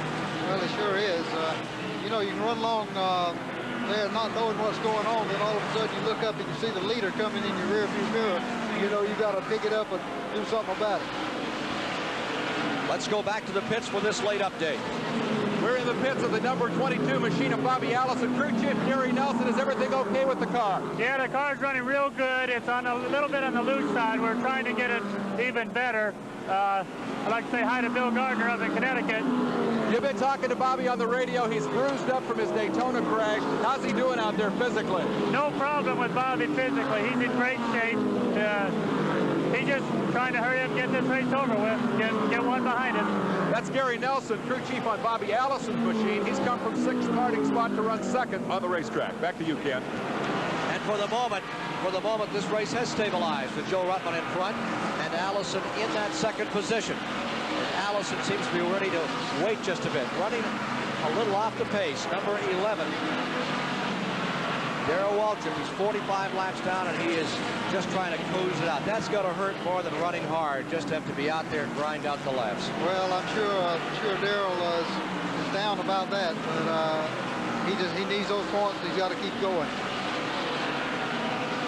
On the new update, we have 44 Labonte in 7th. Mark Martin is shown as the 8th position car in number 2. A lot of changes taking place further back in the field, but the secure spot is right up here. 98. Back into turn 3 goes Joe Rutman. Will he win his first Grand National race here today? Yeah, he sure looks good. I tell you, Richard Petty better pick his pace up because Rutman is sure closing down on him. He's going to find himself a lap down. But Richard's come a lot of times from laps back to win races several times, and that can happen. But the way the competition is now, Ken, you don't want to catch yourself a lap down if possible. It's about a straightaway. 98 back, and there you see the 22 car. Got a straightaway behind Richard Petty going a lap down. There you see those leaders in together as Allison has made up a lot of ground, and he's right there running with Joe Rutman for the lead. Good battle down at turn number 1 has car number 75 fighting number 3. They make war a little further back in the pack. They're fighting for 4th position. Everywhere you look, somebody's in a struggle out here. Stevie Waltrip keeping track out here in the race. Ricky Rudd at number 3 and number 75 fighting for 4th. Neil Bonnet. And up in front, we don't dare leave these two for the moment because it looks like Allison is ready to give it a go to go up on the point. Bonnet gets by Rudd going into turn 3. 150 of the 400 laps are now complete. Allison getting a little better handle out of turn number 2 that time, as you can see. 3rd place car still is the Bandit, Harry Gann in the Howley and Burt Reynolds machine. 4th is Rudd in number 3, but he's side by side with the 75. And 75 Bonnet's going to make the shot. It's 75 Bonnet into 4th. Rudd will fall to 5th. The 6th position stays now in the hands of Buddy Baker. Showing Mark Martin as a lap down at this moment, so Buddy Baker will have the 6th position, and 7th will be Terry Labonte. Terry Labonte is about to lose that one to Jeff Bodine. Back to the leaders. And Rutman in the 98. gets a little bit of breathing room. All of a sudden, he pulled away to about a 12-car length advantage. Yeah, it looks like, you know, when Ruttman really wants to go, looks like he can just turn the wick up and get on the way. Richard Petty's car, the 43, right behind Butch Lindley in the 01. They are running in 10th, 01. Richard Petty is running 11th. So we work toward the halfway point here in the Richmond 400. Race number 2 of 30. Takes these cars all the way to California twice. Starts them at Daytona and concludes the season in Riverside, California. Next Sunday, they move on to a mile track, Rockingham, North Carolina, for the next battle in the 1983 Tour. That's a tough one. Well, it sure is. That's 500 miles on a mile racetrack. It's long and tough. Yeah. 500 miles or 24 hours, whichever comes first. Absolutely. Waiting now to find out on a pit stop on Ruttman, number 98, as to when they plan to bring it in. Conceivably, they could come in one time here if they stay green and go the distance today. So Joe Ruttman in 98 for the moment has just a bit of a breather as he tries to close in and get a shot at lapping at the Richmond Fairgrounds in the Richmond 400 for the Winston Cup Tour of NASCAR. The Grand National cars are thundering this afternoon. We have had 5 caution periods. There you see Gary Nelson, the crew chief on the Bobby Allison car, on the radio talking to his driver, currently 2nd overall. There you see him closing up another time on car number 98, Joe Ruttman, as they run through turns 3 and 4 on this half-mile paved track. Sold out today, as was Daytona a week ago. The difference, the size of the track. Certainly not the action, nor the competition. Right behind car number 90, Richard Brooks, lies your leader, Joe Ruttman. Brooks a couple of laps down. With me here in the booth is Cale Yarborough. 3 times he's won at Richmond, twice in this 400. And boy, we'll talk to him in just a moment. We can get a quick report from Joe Whitlock in the pits. Mark Martin, consistent young runner. You were running a nice steady pace out there today. What happened to your race car? Well, we were running really good. I can't hardly hear what you're saying, but the car was running super. We were moving right up. I think we're up in the 6th place, and I had the 4th and 5th place cars right in my sights and was running them down. And we lost a ring and pinion. You know, I don't know what the problem was. It was just, you know, a mechanical failure. Thank you, Mark. That's Mark Martin, a tough break for a nice young driver. They're going to try to get him back in the race. Back to you, Ken. The J.D. Stacy car in trouble with Mark Martin, the brilliant young driver from the Midwest. Right down there in the trenches on a half-mile track. Sounds like a combat zone. Here's Ruttman still in front. Allison maintaining that 2nd spot as they put a lap on Bouchard. They fixed to put and a here lap comes on car number Petty. 15 up on the outside, trying to work his way through. It is Earnhardt going around Bodine in the 88. It is Bodine on the inside. Bodine down low, and car number 15 right there. 15 and 88 fighting for 7th position. And Earnhardt, who went a lap down, now picks himself up a spot. Bodine falls to 8th. Nobody's willing to play it even today. Everybody's making a run, and we still are a long way from halfway. Well, we sure are, Ken. But that Ruttman car and Allison car are really running strong. Now, they're up on the back bumper now of Richard Petty, and looks like he's going to go a lap down. That'll be hard to make up. 11 cars in the lead lap. Something to miss with Richard Petty. He's won 13 times this track. He's about to go a lap down to Joe Ruttman, the upstart from Upland, California, and right behind him, Bobby Allison. Bobby Allison looking for his 74th career win today in Grand National competition. And Joe Ruttman looking for his very first. There they are, ready to lap. The man with so much history. Richard Petty won his first race here at Richmond back in 1961. Back when you were just a little kid, Cale. No doubt about it, Ken. You know, Richard Petty's father, Lee Petty, ran good here, and Richard's run good. And now Kyle Petty's come along, and he's running good. And I understand Kyle's got a couple of kids, so I guess they're going to come along and run. I guess it's kind of like old Hank Williams Jr. says, it's just an old family tradition. Here is number 98. Ruttman in front. I thought your line a couple of weeks ago, and they were talking about Bobby Allison worried about his son and Richard Petty worried about his son. You said that you didn't have that problem with your boys. That's right. All my boys are girls, so I don't have that problem. Harry Gabb runs in third, about 10, 15 car lengths back from this battle up in front, and now it is heated up another time. Car number 98, Rutman. Can he stay there? Bobby Allison just about now would like to take it away. 172 laps are complete. That's 228 to go. Allison's willing to wait this one out. He's been here so many times. There's Harry Gant. There's your third place car, number 33. And you can see on the outside the young driver from Ashland, Ohio, trying to get a lap back as he fights his way up through. They're the leaders. And again, Allison is there, crowding for the lead on Joe Rutman. What a struggle they have put on. This Nygaard Racing team, with Allison, won the 1982 Daytona 500. This year had a terrible misfortune of the clash. Hard, serious crash. Now there's the fourth position, number 75, Neil Bonnet. As he laps car number 18, I think that's Slick Johnson today. Indeed it is, the Florence, South Carolina competitor in a Buick. Neil Bonnet. You know, you're talking about Bobby. Bobby had 2 bad crashes at Daytona, so he had double trouble down there.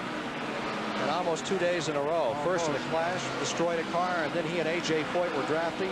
Car in front of them hand grenaded an engine, and Allison had nothing to do but ride it down.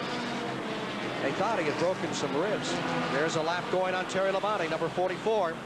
Labonte falling a lap down. So they're now up to the front 8 cars in the lead lap. Let's go to Dave Despain. Well, once again in the Bobby Allison pits, we just checked with crew chief Gary Nelson again about Bobby's situation. Bobby had fallen a little bit off the leader Joe Rutman's pace. I asked Gary what was happening. He smiled and he said, my driver got a little over anxious. Allison got himself back in good shape and is right on the rear deck of the leader Joe Rutman. Buddy Parrott of the Joe Rutman crew says they will bring Joe in about lap 220. They'll get past the halfway point about lap 220. It'll be time for fuel, assuming we continue to run under green. Back to you, Ken. Car number 98, Rutman in front, Allison in second. The 5th place car at the present time could be the fastest car on the track. Ricky Rudd expiring, blowing an engine. Car number 3, Ricky Rudd losing an engine. And he will be the 6th retiree from the event. And I don't think we have a caution coming out. You can see the smoke coming out of the headers, clouding up his day. Ricky Rudd, who's set on the pole, the youngster from Chesapeake, Virginia. And these Virginia fans would love to see a Virginia driver win this race, but it doesn't seem to be in the cards right now. California is first, Alabama is second, North Carolina is third, Alabama is fourth, North Carolina fifth. I think the toughest race on the racetrack right now is Harry Gant and Tim Richmond. They've been battling for about 10 laps, passing each other back and forth, just like they were Daytona. 27, that car is reported as a lap down. In fact, he is being shown as 2 laps down, Tim Richmond's car, but he's sure making war with the Harry Gant car. Harry at the present time has the position, and he is 3rd overall. The 27 car was being shown 15th on the last rundown. 180 laps are now complete in the Richmond 400. Live on the Superstation. There's the crew on Ricky Rudd's car gathered about. Dave Despain trying to get a word. Pit crew's doing a terrific job under the most difficult of conditions. It's rough on a super speedway, but threefold here on a half mile. Car number 9, Bill Elliott and his Ford out of Dawsonville, Georgia, is rolling down pit road as they roll back. Car number 3, the pole sitter for the 2nd straight race of the 1983 Tour. Richard Petty trying to make a move on number 44. Petty is moving in and trying to get under Terry Labonte here. They're fighting for the 8th position at the present time up in turn number 1. Leader, 98, right there, trying to put a lap on car number 88, Bodine. Let's take a look at Richard Petty right here. Up on the outside, with him all the way is the 01 Butch Lindley, and right in front of him is the 44 car. Terry Labonte is running in 4th. Richard Petty is now 9th. And Butch Lindley is in 10th. We'll be back with more of the Richmond. Bobby Allison making some serious moves to take the lead away from Joe Rutman. And there's the 5th place car. That is Dale Earnhardt, and what a tremendous job he is doing. Back with the leaders another time as they fight for first. A quick report from Dave Despain. Ricky Rudd said as he sat on the pole for the 2nd straight week, we've got the start of these things down. Now we got to figure out how to finish. Today was not the day. Ricky, what happened? Well, real early in the race, on about the 5th or 6th lap, it started missing. Our guy out front was leading the race, and then we thought it burned a spark plug wire because it started running on 7 cylinders. And it just continued to get worse. Even though the car was working good enough, we could still lead the race at one time. But the motor just continued to get worse, and finally it just blew altogether. You had some left front sheet metal damage. Where'd that come from? You know, I don't know. Everybody's just racing pretty hard out there in the early goings, and I think my car and Petty's car got together a little bit. That's the pole sitter, Ricky Rudd, out of the event, blown motor. Ken? Battle for the lead. Bobby Allison is there, knocking on the door. Joe Ruttman is out in front. Here they are in the main straightaway into turn number 1. Ruttman pulls away just a bit as he tries to stay in that front running position. Allison beginning to attack, and when he does, he is relentless. Here he comes up on the outside. It's Bobby Allison high, Joe Ruttman low, the leader of the Alabama gang, making his move for the first time in the race at lap 193. Moving to the halfway point. Allison flashes down in front into turn number 1. Ruttman cuts the corner a little tighter. Just tweaking it, and it is Ruttman back in the lead. Back comes Bobby Allison on the outside. Allison to the back straightaway going up in front. Bobby Allison in number 22 becomes your leader. Here is 98, Ruttman trying again, but the high side is the quick side right now, and Bobby Allison takes first place. Cale Yarborough, what about the tires on these cars right now? Well, I'm sure the tires are getting worn down pretty well now. You know, it won't be long before a pit stop, and they get pretty slick right now. Now, Darrell Waltrip now has pulled his car completely behind the guardrail. Looks like he's taking it to the truck. So Waltrip is officially retiring from the race as Bobby Allison takes command. We're nearing the halfway point. Next time by, there will be 5 laps to the halfway mark in the Richmond 400 live on Superstation WTBS.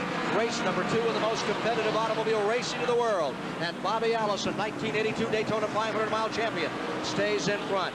Tried to be the national champion time and time again, and has always ended up as runner-up. But what a determined, great driver he is.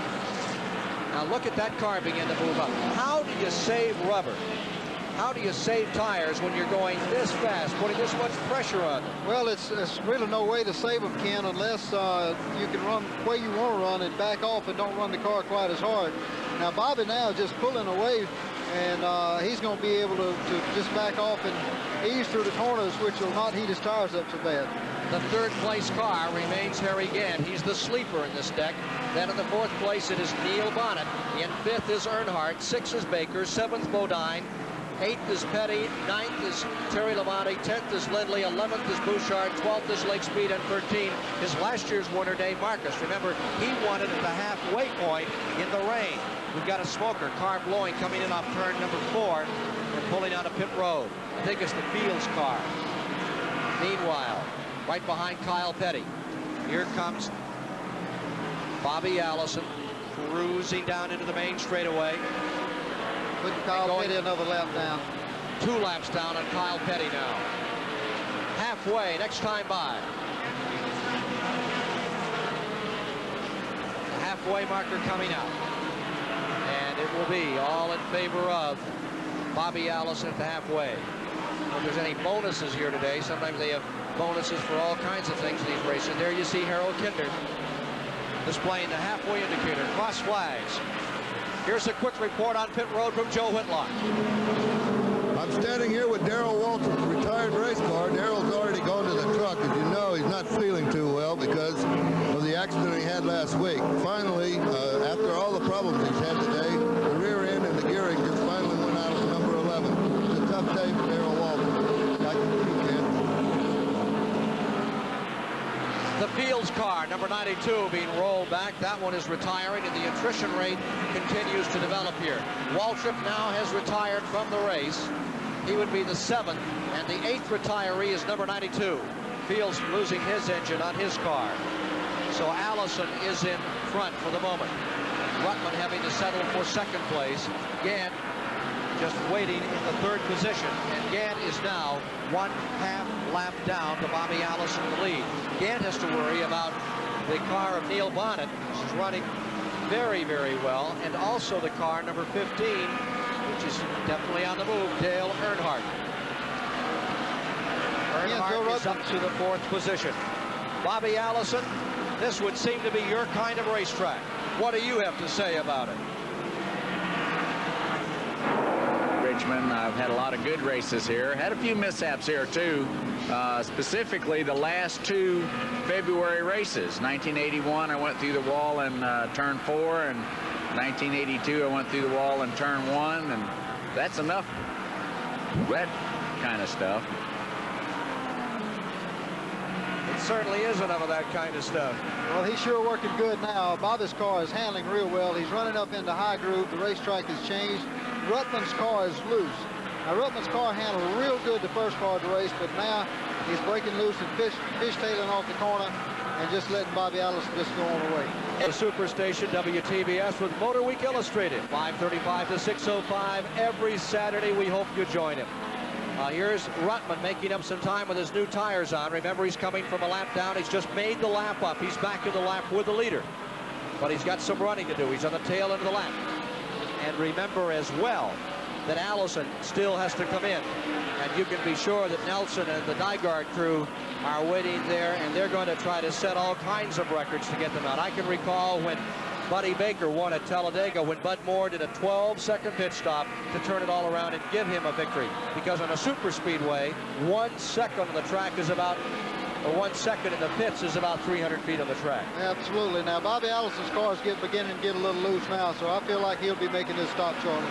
Now, when it gets loose and begins to sashay and skitter around out there, you must have to work so much harder. Oh, it's no doubt about it. It's just like driving on ice. You know, I remember here a few years ago, my car broke loose coming off of turn 4, leading the race, and I ended up down in the infield, run head on with a fire truck. So it's not very pleasing to run a car too loose here.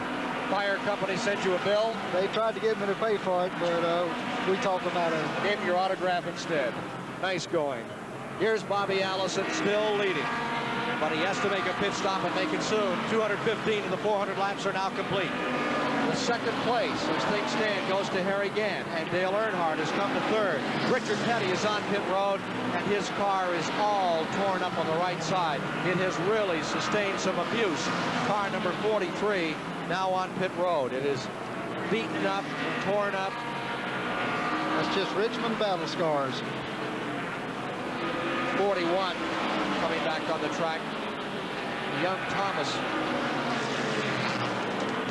Ronnie Thomas in and out. Richard Petty gets back out. He's back in 10th position. Four from Richmond. It's falling off the pace. Back here again, live from the Richmond Fairgrounds, where you're watching Bobby Allison lead. You're also seeing car number 33 in your picture now. That is Harry Gant, the Bandit, who is running in second place overall in the event. Gant maintaining second place. Dale Earnhardt was right in his rear bumper, then fell 15 car lengths back just moments ago. Something amiss on his car. Now Jeff Bodine is pitting car number 88. Here is a late racing update from Superstation WTBS at Miami in the Miami Grand Prix. Red flag, torrential rains in Miami this afternoon. Race is stopped. Al Holbert from Pennsylvania leading with a Porsche when the race was put under a red flag. We'll try to keep you updated from there this afternoon, and the full story next Saturday afternoon from the Superstation on Motor Week Illustrated with host Dave Despain. Bobby Allison still first here at Richmond. Harry Gant is in second. There you see the third place car, Dale Earnhardt, Rookie of the Year 1979, came back and was national champion in 1980, and then right to the back of the field for all of 1981, Cale Yarborough. Yeah, he had a tough year. He came on strong, and then, you know, he won the championship, and then hasn't done anything since. But looks like this year he's going to run a little better. Fourth place overall, Neil Bonnet. Fifth, Rutland. Sixth, Lindley. Seventh is currently Ron Bouchard. As we reach to 225 laps complete, 226 of the 400 to be run on this half-mile track. And what a battle they're having here in Richmond today. Bobby Allison has driven a brilliant race, waited his people out, made his moves. Here's Ron Bouchard, who has already pitted, trying to make up a lap. Now, Bouchard grew up in the modified ranks, probably best known up at Stafford Springs, Connecticut, where he cut his teeth in racing. His dad in the trucking business up there has two sons, both excellent racers. Ron Bouchard getting his opportunity just a year ago. Number 44, Labonte, rather 2 years ago, to really move up into Grand National Racing. Terry Labonte is retiring, number 44. Just going behind the wall on pit road Terry Labonte, who made such a great run for the national championship in 1982. And the leader is coming onto pit road. Leader is getting ready to come on pit road, did not come in yet. Leader not coming in yet. They were all set to see him come in. A quick report from Dave Despain.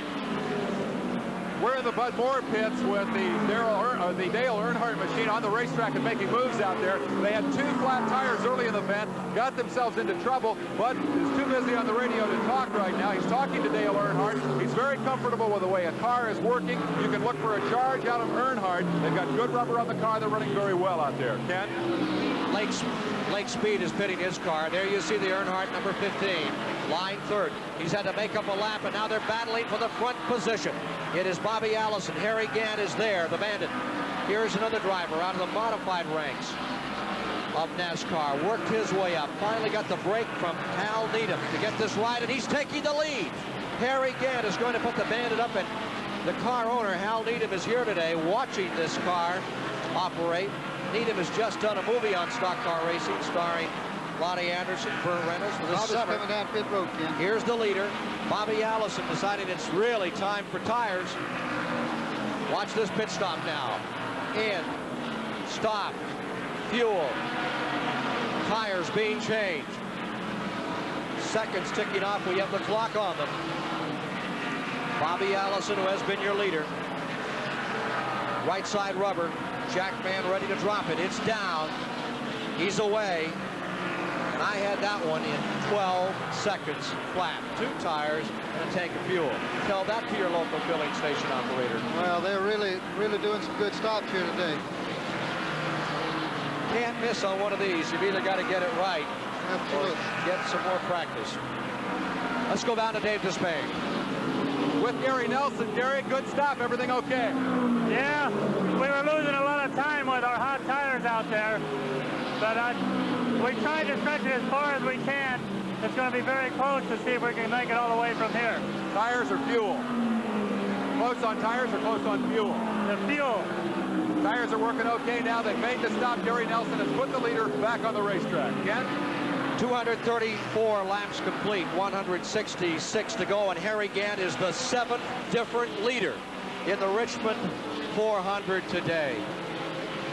It almost says oversaid and becomes a cliche about this business of competition, Cale, but so many great teams, mega buck sponsors, good drivers.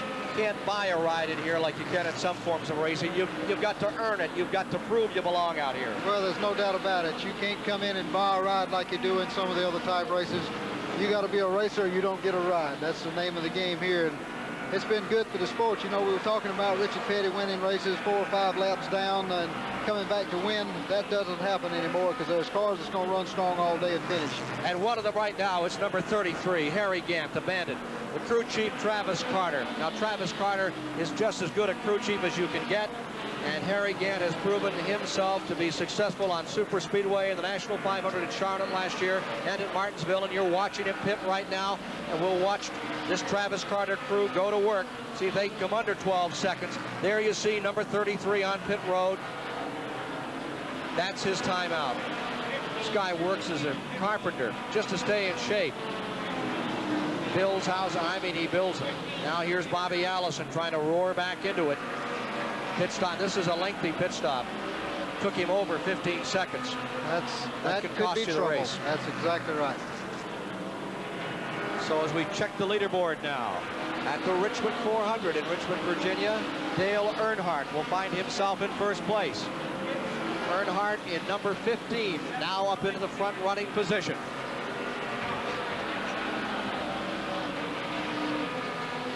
It's amazing how many races these drivers get into before they get a chance at a Grand National. Most of them have had 50, 60 wins, some of them hundreds of wins. Harry Gant had 300 or 400 wins before he ever got that break.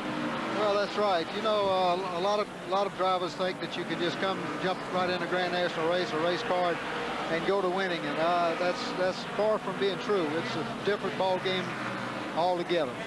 Let me review for you how we stand. We're showing 241 of 400 laps complete with Cale Yarborough. I'm Ken Squire.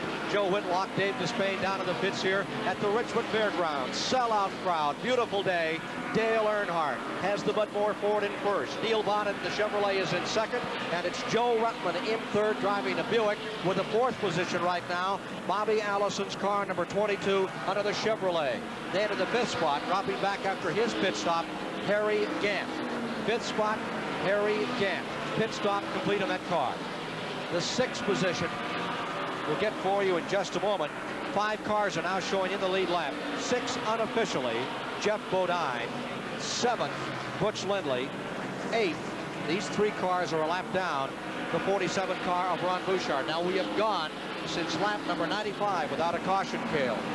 Right, now this could be really be a factor in this race. Now Earnhardt has got to stop another time, and Bonnet's got to stop another time. That's going to put Joe Ruttman back in the lead, and Joe right now has about almost a full straightaway on Bobby Allison.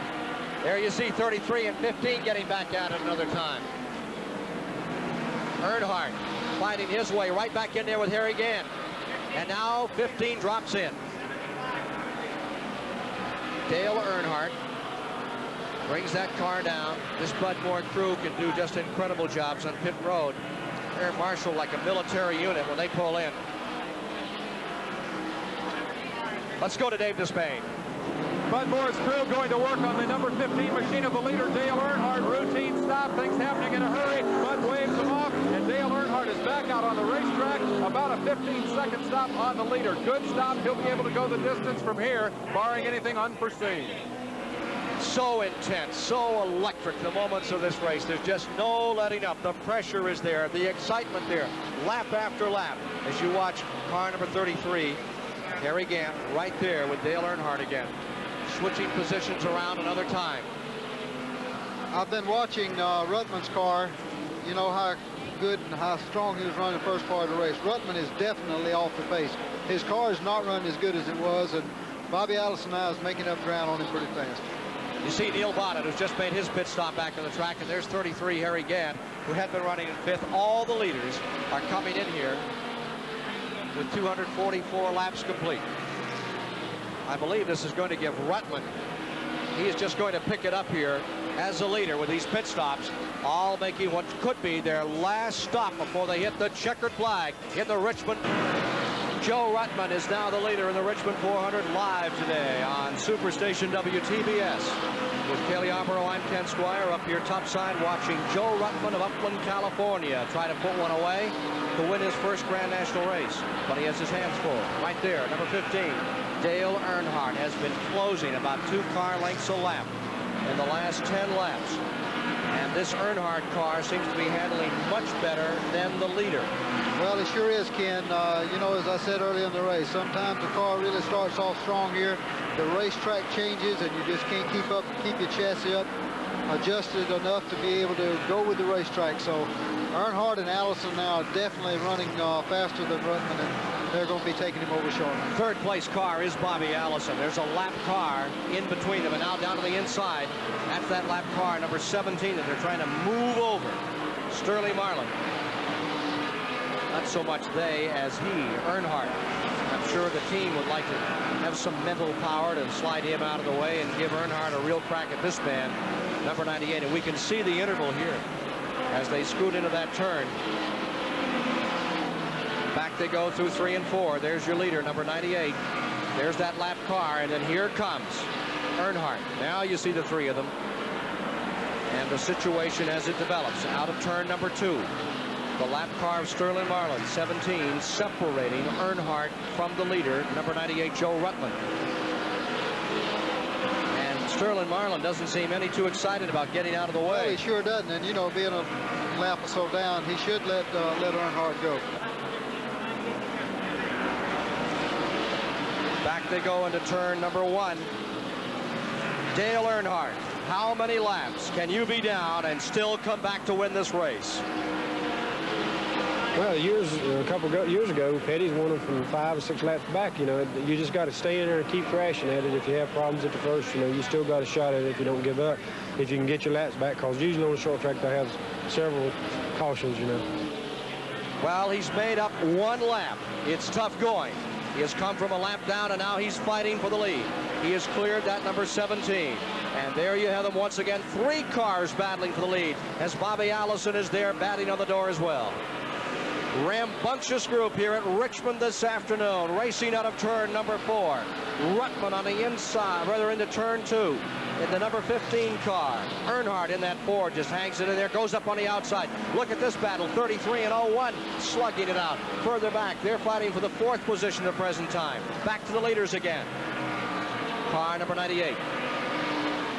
On the outside, going into the corner, fighting his way up comes Earnhardt, wheel to wheel, and Earnhardt is going for the spot. It is Earnhardt into first, dropping into second comes Bobby Allison, back to third. Falls Ruttman. Ruttman must be having some problems because they came down this front stretch and he just pulled down to the inside and let them go. He didn't try to fight them off. 4th spot is here again.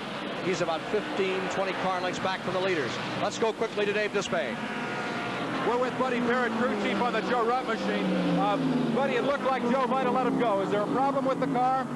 Well, right now, I'd like to tell Raymond Fox and all the guys in the engine room that it's definitely not the motor today. We're experiencing brake problems.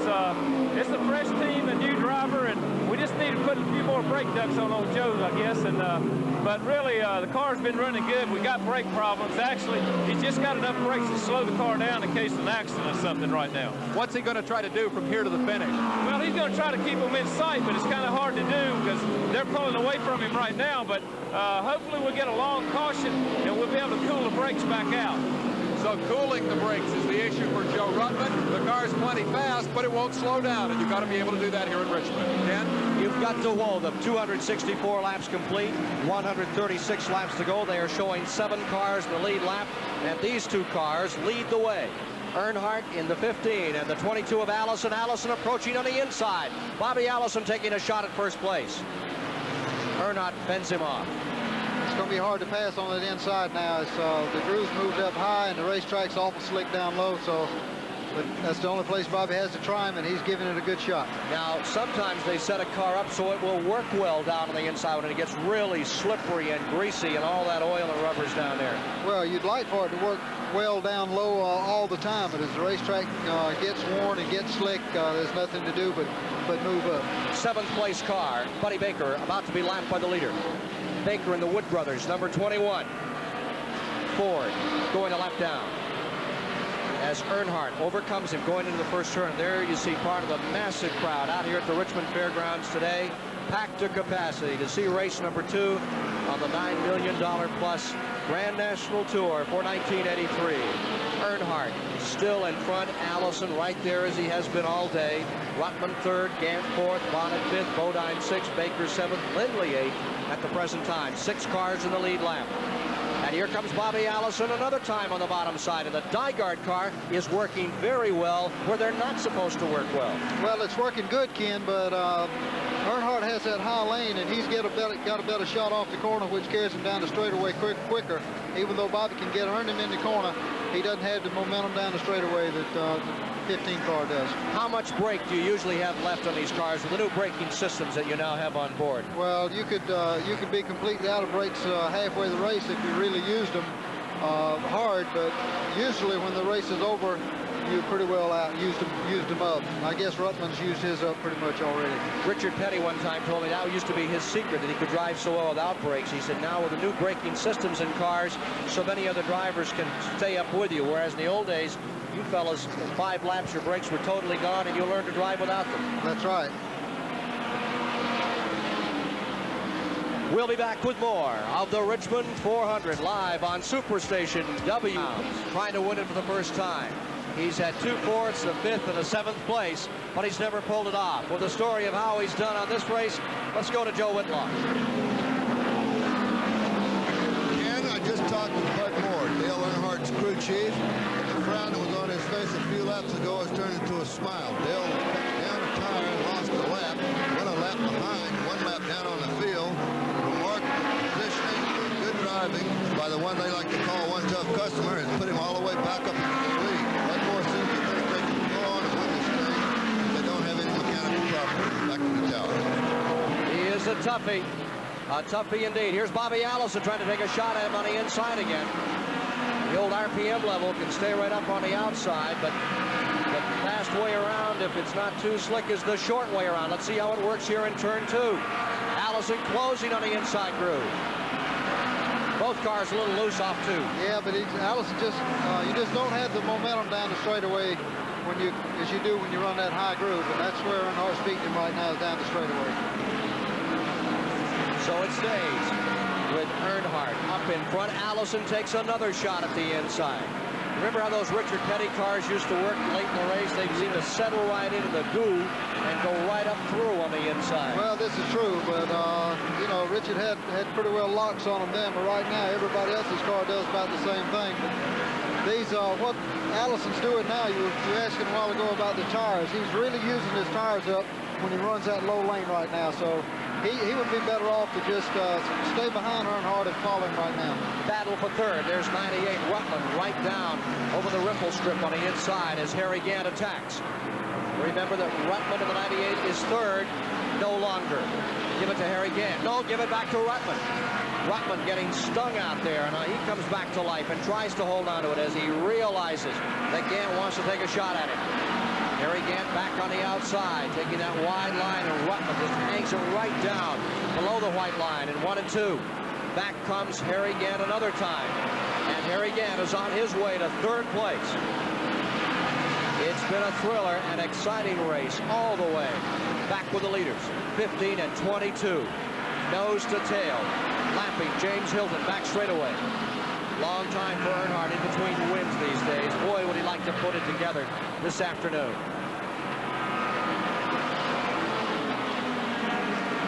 Notice Allison still trying that low groove as they lap Kyle Petty and Buddy Arrington. A gorgeous afternoon here in Richmond, Virginia. Half-mile track. A week ago, 200-mile-an-hour drafts. The Daytona Speedway, its 25th anniversary. Today, it's another sellout crowd enjoying this great competitive sport of stock car racing with Dale Earnhardt leading Bobby Allison, fending off some lap cars and pulling into second place. With that 286-lap complete mark, getting down to it, 114 to go. I would imagine the last 100 laps on this arm and on this size track, and your arms must feel like you want to drive off the bottom of the steering wheel instead of the top. Well, they sure do, Ken. About this time of the race, you're really starting to feel the fatigue set in. Your arms feel like they weigh about 200 pounds each. 5 caution flags thus far. There is Neil Bonnet. That's the 75 car running in the 5th position. Right in front of him, you see Butch Lindley. The 6th place is number 88, Bodine. 7th is Baker. 8th is that 01 car, which is the Butch Lindley car.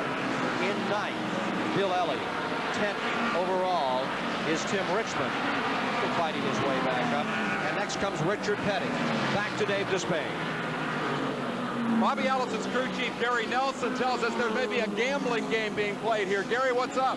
Well, we stretched our stuff as far as we could on our fuel, and it came out very close to the finish. It looks like we're going to have to come right down to the wire to make a decision whether to try and make it on the gas we have or to stop with just a few laps left in the race.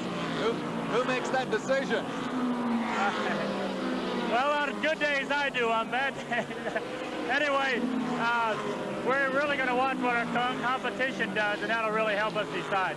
Bobby's running very low on the racetrack. Earnhardt's running up high. Is that significant? Well, Bobby's doing such a fantastic job. I think he's just found a groove that's the most comfortable. The track is slick, high and low. We're reading off the times to him, and he's trying to find the best groove. Good luck. Gary Nelson says they may have to gamble on fuel for Bobby Allison, who's running for the lead. Bobby Allison is about to take the lead. He goes down to the inside twice. He has stuck the nose of number 22 in there. Could not get through. Once again, Earnhardt fends him off. Again, Allison reels him in turn number 3. Battle for the lead. We have a car blowing up in turn number 3, spinning his lake speed. It's going to bring out a caution flag. No caution. No caution flag. It spins to the inside. The track is clear. He no didn't blow, caution. he just spun. Pardon? He didn't blow, he just spun. Leaders all packed up. Did Allison get through? That's the question here. In the car number 22. No, he stayed right there in that number 22 behind the 15. And here is Lake Speed coming in. There is no caution on the track. No caution as Lake Speed pits with a tire down. We'll be back with 400 this afternoon. And oh my heart, what a race up in front. Earnhardt is holding on to the lead as they lap last year's winner, Dave Marcus.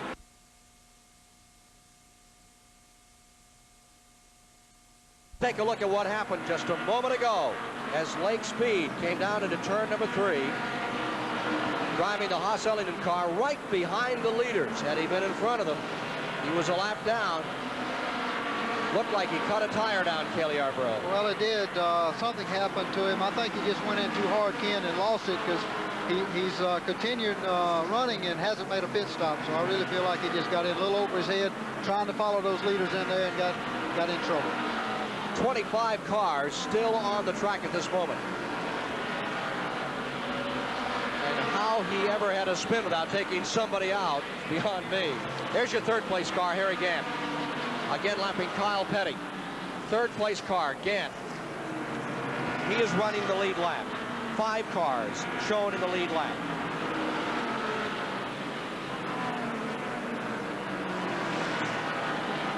I can't remember when you've seen a half-mile race. I saw one in Martinsville like this a couple of years ago where they hung on to each other lap after lap. Harry Nelson looking anything but at ease out here as his car is running right there with Dale Earnhardt for the lead. His car is that white and red numeral number 22, the Bud Moore car, the yellow and blue car up in front. Now here's Allison taking another shot. These two have really had a war up in front.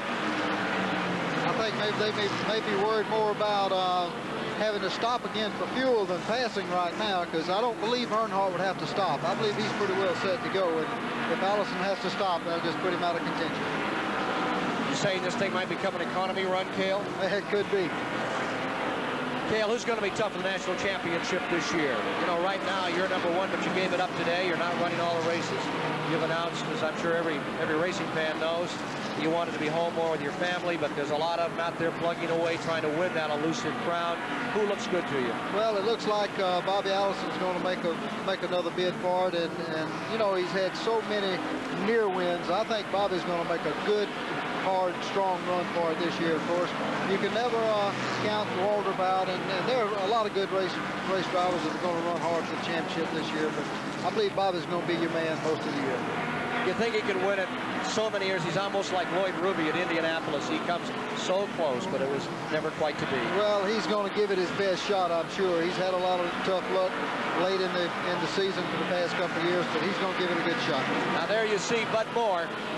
Bud Moore is standing down there. That's the crew chief, and that car of his is being passed by Bobby Allison another time. Again, they're wheel to wheel, up on lap cars in front of them. Richard Brooks directly in front. Back comes Earnhardt on the outside.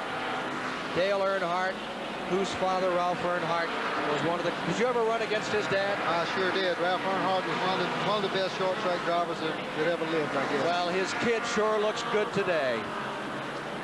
The late Dale Earnhardt, who never won the national championship, but they'll tell you that on the outlaw dirt tracks right after World War II, he was unbeatable in the great style of his son and the late Bobby Isaac. Here they are out of turn number 4. Harry Nelson doesn't know where to look first. They're all over him everywhere. Lap cars everywhere. There's Bud Moore getting a little itchy out there. Purple Heart winner from the European campaign in World War II. Tough old guy. Builds great racing cars. And I'm about to get beaten up if he finds out I called him old. Here they come out of the... They bunch them up. Bouchard down on the inside and almost no place for Earnhardt to go. The Earnhardt car is really working to run that far out of the marbles and not break away. It sure is. That car's got to be sticking good to get that far up. But Allison is right there. Unrelenting, just staying there. And again, the inside as a whole, but there's a lap car, Buddy Arrington in front of him. Allison, who has won 73 Grand National races. Only 2 drivers have ever won more. Richard Petty at 195, and the man to my right, the great Cale Yarborough, who has now won 75. And I left out one, of course, David Pearson, 105. Back out of turn number 4. Back to the inside another time. Nelson watching that 22. There's the Bodine car, the 88 now about to be overlapped. And that 88 car is being shown on the tail end of the lead lap in the 6th position. The 6th position is car number 88, Bodine. Then comes Rutman in 5th.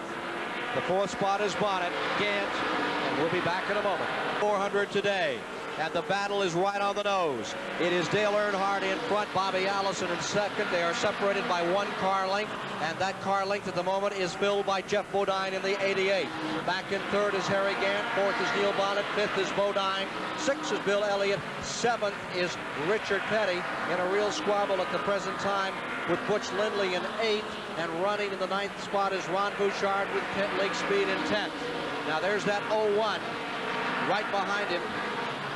Falling back a bit now is the Richard Petty car. Petty had been right behind the 01 just a lap ago, but as you see, that's not to be. They just put another lap on Richard Petty a few laps ago, kid. So his car is really not up to par today. And Petty's coming into pit road. Richard Petty pulling into the pits. His 900th career race. Richard Petty all scarred up. Battle fatigued. Car number 43 comes to a halt. Quick pit stop. Clock is on. Let's go down to the pits right now for this report. We're in the pits with Bud Moore. You see deployed against the wall. New left side tires. That answers a key question. Can the leader go the distance? Bud Moore says no. We're going to have to bring Dale Earnhardt in and put new left side rubber on the car. In the next pit, Gary Nelson still hasn't made a decision whether he'll pit Bobby Allison for fuel. Back to you, Ken. Richard Petty electing to take on 4 tires. He's having some transmission problems. They've had to push him out each time. Do so again here. This will drop him back to at least 11th position in the overall standings. It leaves Lindley running in 7th. It moves up into the 8th spot, Bill Elliott, to 9th, Ron Bouchard, and up to 10th, Buddy Baker, shown as 2 laps down. Just no breathing room between those leaders. Earnhardt in 1st. 2nd spot still is number 22, Allison. They are using up the high groove all the way around the outside. Gant maintaining 3rd, Bonnet 4th. If it was yours to do, who would you pick here? Well, I don't know. Bobby Allison's car is getting a little bit loose now as it comes off turn 4. But, you know, if he's only got to stop for fuel and Earnhardt's got to stop for tires, Bobby will have it. He'll be home free because I don't believe Bobby plans to change tires on that last stop. Can't make it up. Be a tough one. Now there he is, Allison down the inside another time. This coming at lap 324. Allison inside, Earnhardt outside. It has been this kind of a race all day. It is this kind of a race almost every time they go to the line, and this is the most competitive automobile racing in the world. Outside, Earnhardt back in front another time. Allison wobbling a bit, gathers it up, and streaks down into turn number 3.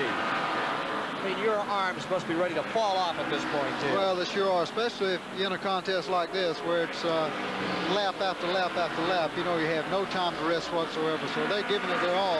And, you know, Ken, it's not only physical strain. They're under a tremendous mental strain out there. Racetrack slick. They got to keep their mind on what they're doing 100% of the time. Ever give you a headache? Oh, yeah. Had many headaches. Dale Earnhardt trying for his 8th career win. There he is in front. Richard Petty has gone a lap down, but he has new tires on all the way around, and he is with 4 new tires trying to make up some time. What a fighter he is. Into his 40s, 195 career wins, and he'll still tussle with anybody as long as he's on a racetrack. 900 starts in his career, won 10 in a row at one time, back in the 60s when the Petty's just about owned racing. Here's Dale Earnhardt staying with him. They know they have him a lap down. Dale likes that outside, and the 43 car working on the inside. Rich has got on 4 fresh tires, so he can run that inside lane, so he's making up a lot of time now. 4 cars remain in the lead lap. Earnhardt and Allison. Then about a second and a half, 2 seconds back, it is the number 33 of Harry Gant, and the 4th position is Neil Bonnet. Those are the front 4. A lap down in 5th is Bodine. 6 is Elliott. Into 7th is Bouchard. And showing 8th Lake speed even after spinning. 9th, Richard Petty. There they are, side by side, another time as the war continues at Richmond between Dale Earnhardt and Bobby Allison. Back after 400, and the leader is pitting. Let's go down to the pit road and follow Dale Earnhardt on this pit stop, rolling to a stop in front of Bud Moore. Car is being jacked. He had to come in for tires. Bobby Allison had just passed him. You're right there on pit road as they go to the left side of that car, Cale. Yeah, he had to have left side tires. Now Bobby Allison just went by, is going to put him a lap down. So Dale Earnhardt, who has been winging it all afternoon, fought his way from a lap down once, is going to have to do it again. And there aren't that many laps left. Now he's going to have a pretty tough road to hoe from here on out if he catches Allison now. Well, Allison is a previous winner here at Richmond, as he is on almost every track there is on the Grand National Tour. And it looks like he is, for the moment, as secure as one can be, going 90 miles an hour, where every lap has to be perfect or as close to perfection as you can make it, with people slamming on your bumpers, rippling up the sides of your automobile, leaving those tire scars. Gary Nelson checking the clock to make sure they are right on time, that those laps stay the same. And that's one thing about Allison. He drives very meticulous laps. You can turn him on like a clock, lap after lap, like you, Cale. Well, Bobby is real good, not only on the short track, but super speedways. He's very consistent. He can run every lap just about the same speed. Late report from Miami, Florida. That race there, still red flagged with torrential rains after 24 laps, with Al Holbert leading. And we would remind you that Motor Week Illustrated will bring you the highlights next Saturday afternoon, 5:35 to 6:05. Back to Dave Despain. We're in the pits with the Bobby Allison crew chief, Gary Nelson. He's been taken away for a radio conversation with the race leader now. The issue, of course, is whether this changes the strategy. The Bud Moore team has just pitted Dale Earnhardt right alongside. We want to find out if Gary is going to change that strategy. Gary Nelson, does the Bud Moore pit stop change your strategy now? Are you going to bring Bobby in? I'm trying to decide right now. We've got a watch on him. They changed left side tires. That was a little bit of a surprise. We're going to decide the next few laps what we're going to do. The decision still not made by crew chief Gary Nelson whether or not Bobby Allison will come in. He's going to be very short on fuel at the end of this race, Ken. It may have been that Earnhardt chewed up a tire. We saw him dance over the ripple strip on the inside of turn 2 when Bobby Allison passed him for the lead. And it looked then as if something might have been amiss on that tire. And sure enough, in a couple of laps he was in, and it wasn't right side rubber, but left front, which they went for. Now there is Earnhardt, your leader, and will give you the interval between the front running car and Harry Gant, the second place car. Half a lap. Half a lap down is Gant in 33. Hal Needham, Burt Reynolds' car to this, the Bud Moore, number 15. Now there's Bobby Allison trucking through, making up time. He's running right up there, just so smoothly, so beautiful. He has the man down. 22, Bobby Allison is your leader, and 15 is trying to make back his lap. In case I misled you for a moment, Allison is most definitely the man out in front. That pit stop for the tire has put Earnhardt in the unenviable position of having to make up a lap late in the going. He's got to move around Allison unless Allison elects to pit. Ken, evidently Earnhardt got a tire change behind everybody else. I don't think he changed his left side tires the last time, and he had to change them because right side tires are really what you need if you want to run fast during the latter part of the races. But I just think his left side tires were gone, and he had to change them. The leader, Bobby Allison, 15, running back in 4th place. And there is Harry Gant putting a lap on Ronnie Thomas, or trying to. What a story in that 41 Ronnie Thomas. Went and borrowed $100,000 from the banker. He crashes the car. It'll be 20 years painted off. Brave little driver and a brave banker. Very brave banker. He wanted to get back in racing, and he's put together a first-class team, and he's running pretty well today. Running 17th.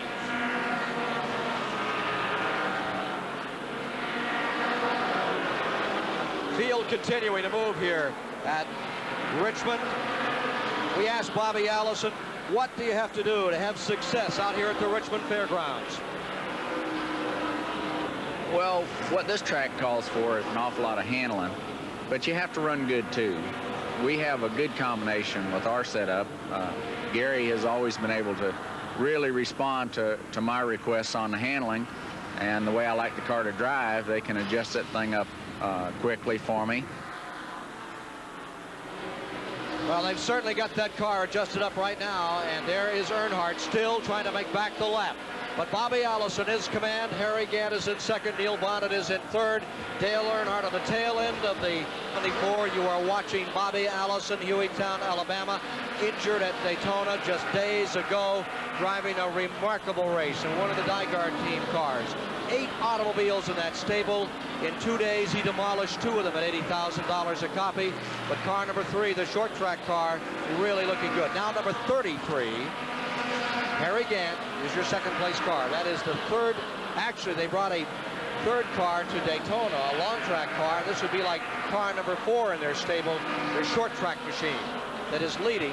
And here is the second place car, what they call the short track car from the Travis Carter stable. The Hal Needham, Burt Reynolds team. There you see the old Bandit right on the lid. Number 22, slamming down into that corner at 90 miles an hour. Every time just right, just being so careful about those brakes, watching those gauges, watching the competition fore and aft. Because one moment's miscalculation here could cost you the lion's share, about $40,000 of the $200,000 purse today overall. Now there's number 75, Neil Bonnet, running third. He still has a crack at this. The issue is, will number 22 pit one more time, Cale Yarborough? I think he's going to have to pit, Ken, but whether they change tires or not, I just don't know. I feel like that they're pretty well set on tires if everything keeps going like they're going. Let me review a little further back in the field as you watch Neil Bonnet. The 6th position at the present time is that number 9 of Bill Elliott. 7th is Joe Rutman. Rutman has fallen to 7th. 8th is Marcus. 9th is Bouchard. And running 10th overall is Butch Lindley. 11th is Richard Petty. The 12th position is Kyle Petty, who's come way up from 30th.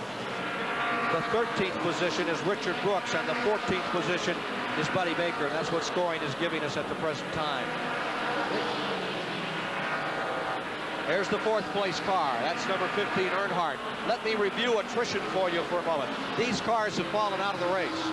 David Dion, Morgan Shepherd, Tommy Gale, Ricky Rudd, Darrell Waltrip, Slick Johnson have fallen by the wayside. And I believe the latest retire. Now back on the track is Bouchard. Bouchard has not retired.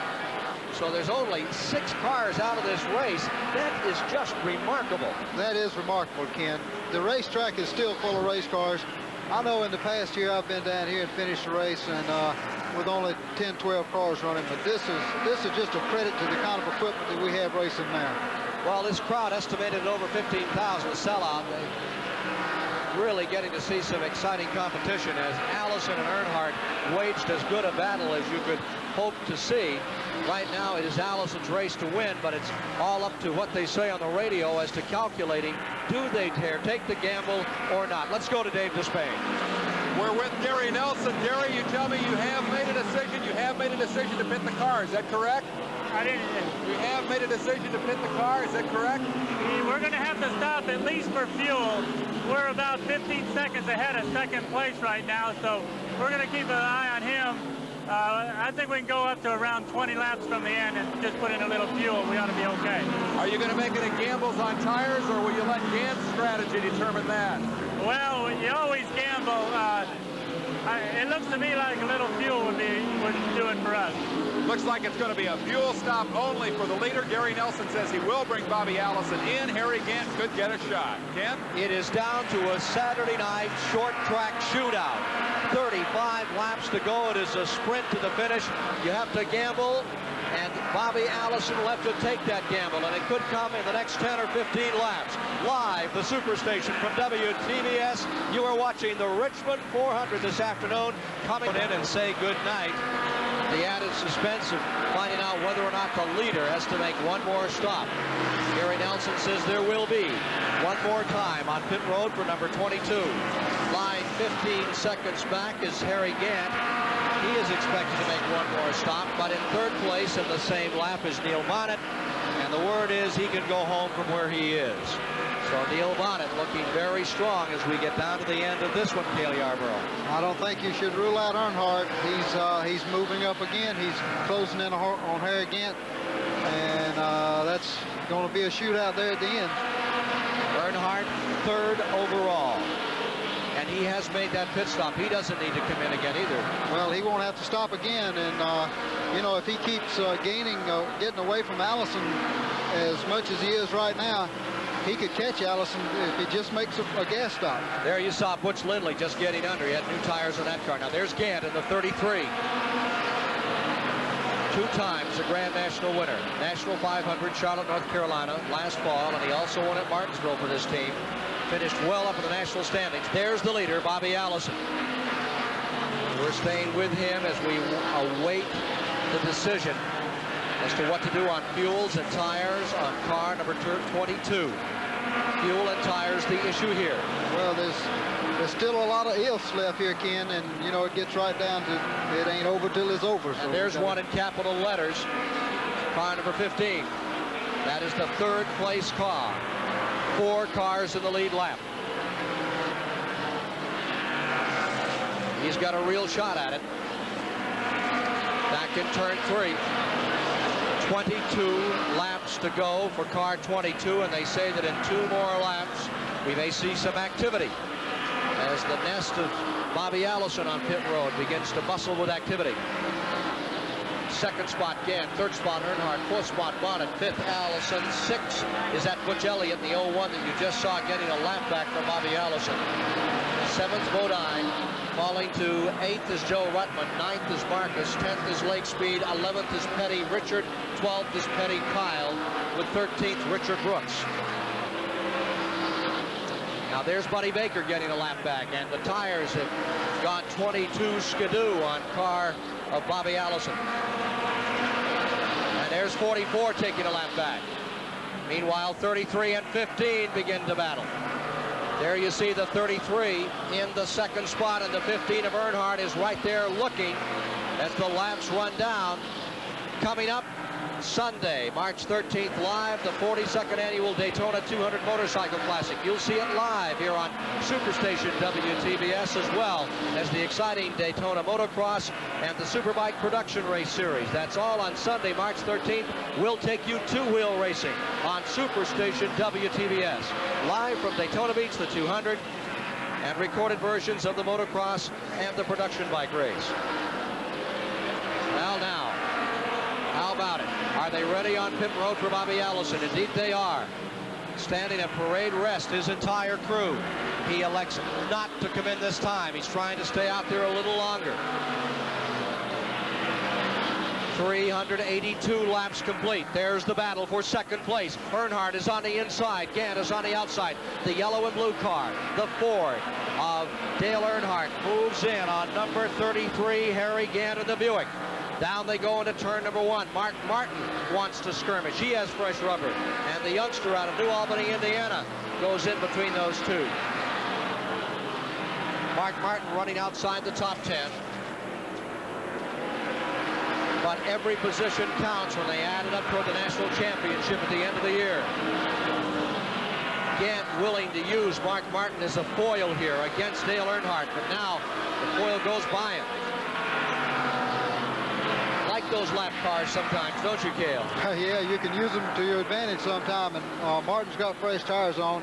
He can run that low groove, and he's doing a good job down in there, but he really should back off and let the second and third place car go. There's the reception committee for the Bobby Allison team, and he is on pit road. The leader is in. Leader is in. You're following him down. Pit crew ready.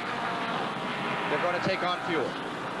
Looking at tires. Let's go to Dave Despain. There was a problem on that pit stop. They did not get the fuel filler quickly into the rear fender filler cap. They lost a couple of precious seconds on that fuel stop. A splash of gas is what Bobby Allison got, and he's back underway. Ah, the mystery of it all. Allison not getting perhaps enough fuel to bring him home. A foil pit stop for car number 22. As Allison comes around, those tires, as you saw, not working as they were earlier. And all in the same straightaway now. 15. Earnhardt has gone by Harry Gamble. He was on pit road. A tremendous bundle of lap cars running just in front of the second place man, number 15. Here's Earnhardt thrashing his way up through, trying to find Bobby Allison as the laps run down. Well, Allison's got a clear racetrack, and Earnhardt's caught in traffic. It's going to be hard for him to get through and get to him, but I believe he's running a little quicker than Bobby is right now. If he could get out of that traffic, he could make a real race out of it. Earnhardt trying to gather up some speed here and get around some lapped automobiles. There's the leader. Now watch Earnhardt as he attacks. There are about 7 lap cars between himself and the leader, Bobby Allison. That's where the story is. Now he has to actually lift out of the throttle. Lap cars all over, and there's no place to go. Marcus is in front. He finally finds a little bit of distance as he rim rides down off the corner in 2. Into the back straightaway, trying to find some running room, just any kind of a hole, inside, outside. Takes them off on the outside. Goes by McDuffie, pulls up on Dave Marcus, comes around Marcus on the outside. Meanwhile, Allison is across the start-finish line. What a break for Allison, this lap traffic working against Dale Earnhardt.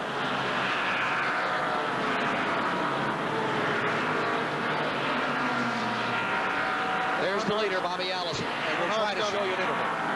Earnhardt's got a pretty clear shot now if he gets by this one more car, and it's going to be right down to the wire where they can catch him tonight. 10 laps to go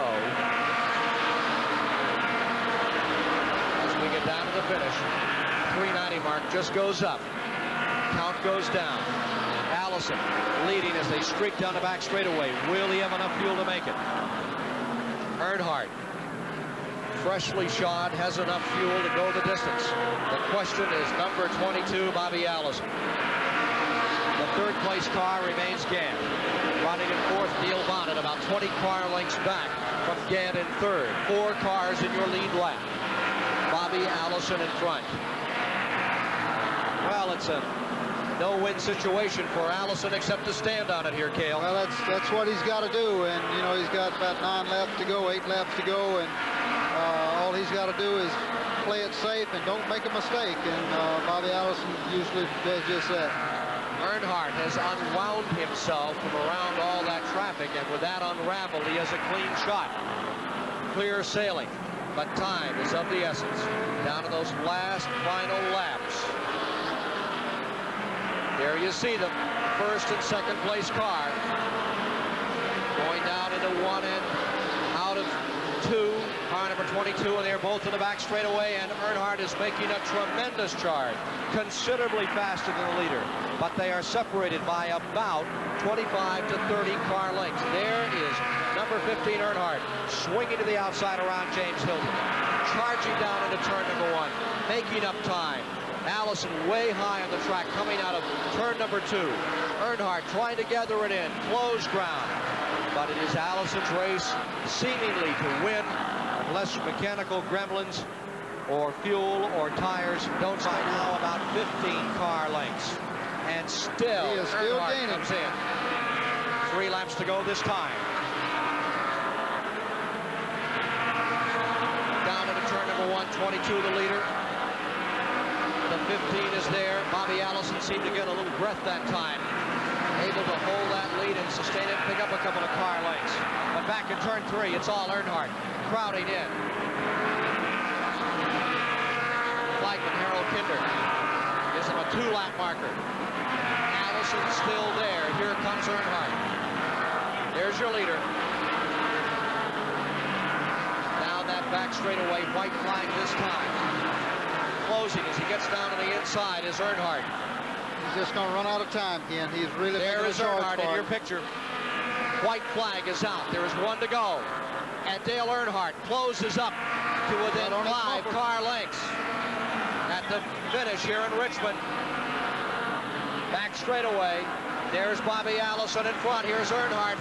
1 last stab. Digs deep, charges. Here they come out of turn 4. Earnhardt is coming to the inside. He's 4 car lengths back. Allison takes the checkered flag. The third place car is on pit road. It's not going to finish. Harry Gant staggers onto pit road at the end of the event, and number 75 comes across. Dale Earnhardt up congratulating Bobby Allison on his 74th career win. Oh my heart, what a finish. That was a good finish. Earnhardt just ran out of time. He was really coming strong. One more lap. Oh, but for one more lap is what Bud Moore and Dale Earnhardt are saying as Bobby Allison says, which way to victory lane here at the Richmond. Victories come from great battles, and Bobby, you were in one all day, weren't you? Boy, I'll tell you, those guys run so good. Earnhardt, you know, he had some bad breaks, but boy, he just runs so good. And Ruttman and just all of them. What a race here today. Were you in on the decision whether to come in for fuel, or were you at the mercy of your crew there? Well, I leave that up to Gary. I try to steer the thing and work the gas and the brake pedal, and he tells me when it's time for gas and tires. It was a good decision, wasn't it? It really was. It worked out perfect. Looked like they might have had a miscue. They had a little problem getting the fuel in. Were you aware of that? Did you doubt for a moment that you had the fuel to go the distance? No, well, what happened is my foot slipped off the brake and the car rolled on them. But I knew that they could respond. Old Dygard crew, you can't beat them. Race long out there. It was just a spectacular battle. There really wasn't much strategy to this one. It was a typical Saturday night short track brawl for you, wasn't it? It sure was. Gary just got on there and said, well, go fast as you can. Go ahead and stand on it. Looks like we got to race them. It started out as the story of Richard Petty's 900th start, but it becomes another Bobby Allison victory, and I know it's got to be a real satisfying one for you after a tough Daytona. Well, really, we did everything wrong at Daytona. I crashed in the Busch Clash. I crashed in the practice the next morning with our other car. Gary and the guys had to work all night, every night, and we had to run our short track car down there. But they built this brand new Monte Carlo SS for here, and really, they just haven't quit working. They went home, and you know, I was feeling a little sorry for myself and everything, and they just have kept me cheered up all the way. So, man, I can't say enough for Gary and Robert Yates, and of course, want to say hello to the folks back home, my mom and dad and my kids. Judy's here with me, but the rest of them are there at home, and of course Bonnie's in Charlotte, so I need to say hello to the whole family, but it's just been great for us. And Bill Gardner wasn't here today, so I know he's watching there in Connecticut on that good old TBS. So, Bill, the guys did it for you. Bobby, congratulations to you. Bobby Allison brings home the gold in the Richmond 400. Ken? A splendid victory for the Gardner brothers of Connecticut, who maintained the Dygard racing team, and for Bobby Allison, his 74th career win. And if there was one phrase that summed up the entire race, it was stand on it. We will talk with a man who nearly won it, Dale Earnhardt, the Bud Moore crew, in just a moment as we bring you more live coverage from Richmond, Virginia on the Superstation. Dale Earnhardt. There you see the Earnhardt crew gathered around, back with the others that get marked as losers. That's one of the toughest parts of this sport. There can be one winner, and there has to be 31 losers here today. Joe Whitlock is standing by to talk with him after we take a look at that last lap. You talk about the camaraderie and the esprit de corps of this. This was when the race ended. When the race was over, the first man to congratulate Bobby Allison, give him the okay sign, Dale Earnhardt, who had just been whipped by him. So Bobby Allison won it. Dale Earnhardt finishes in second place. And let's now go down to Joe Whitlock, who is standing by with Dale Earnhardt. Dale Earnhardt, that was quite a run today. I'm telling you, they call you the tough customer. You seem to be fighting your way back all day long. Do you know how many pit stops you made? No, but I know how many flat tires we had. We had 2 flat tires, and that's 2 unscheduled pit stops, really. And you know, we got 2 laps down, one at, you know, at different times, and we had to fight and make them back. And you know, it was just a tough race. We just run out of time there. I feel like I could have beat Bobby if, you know, I just could have caught him. But had a little bit of traffic got in the way there, about 10 or 15 laps to go, and it slowed us down a little.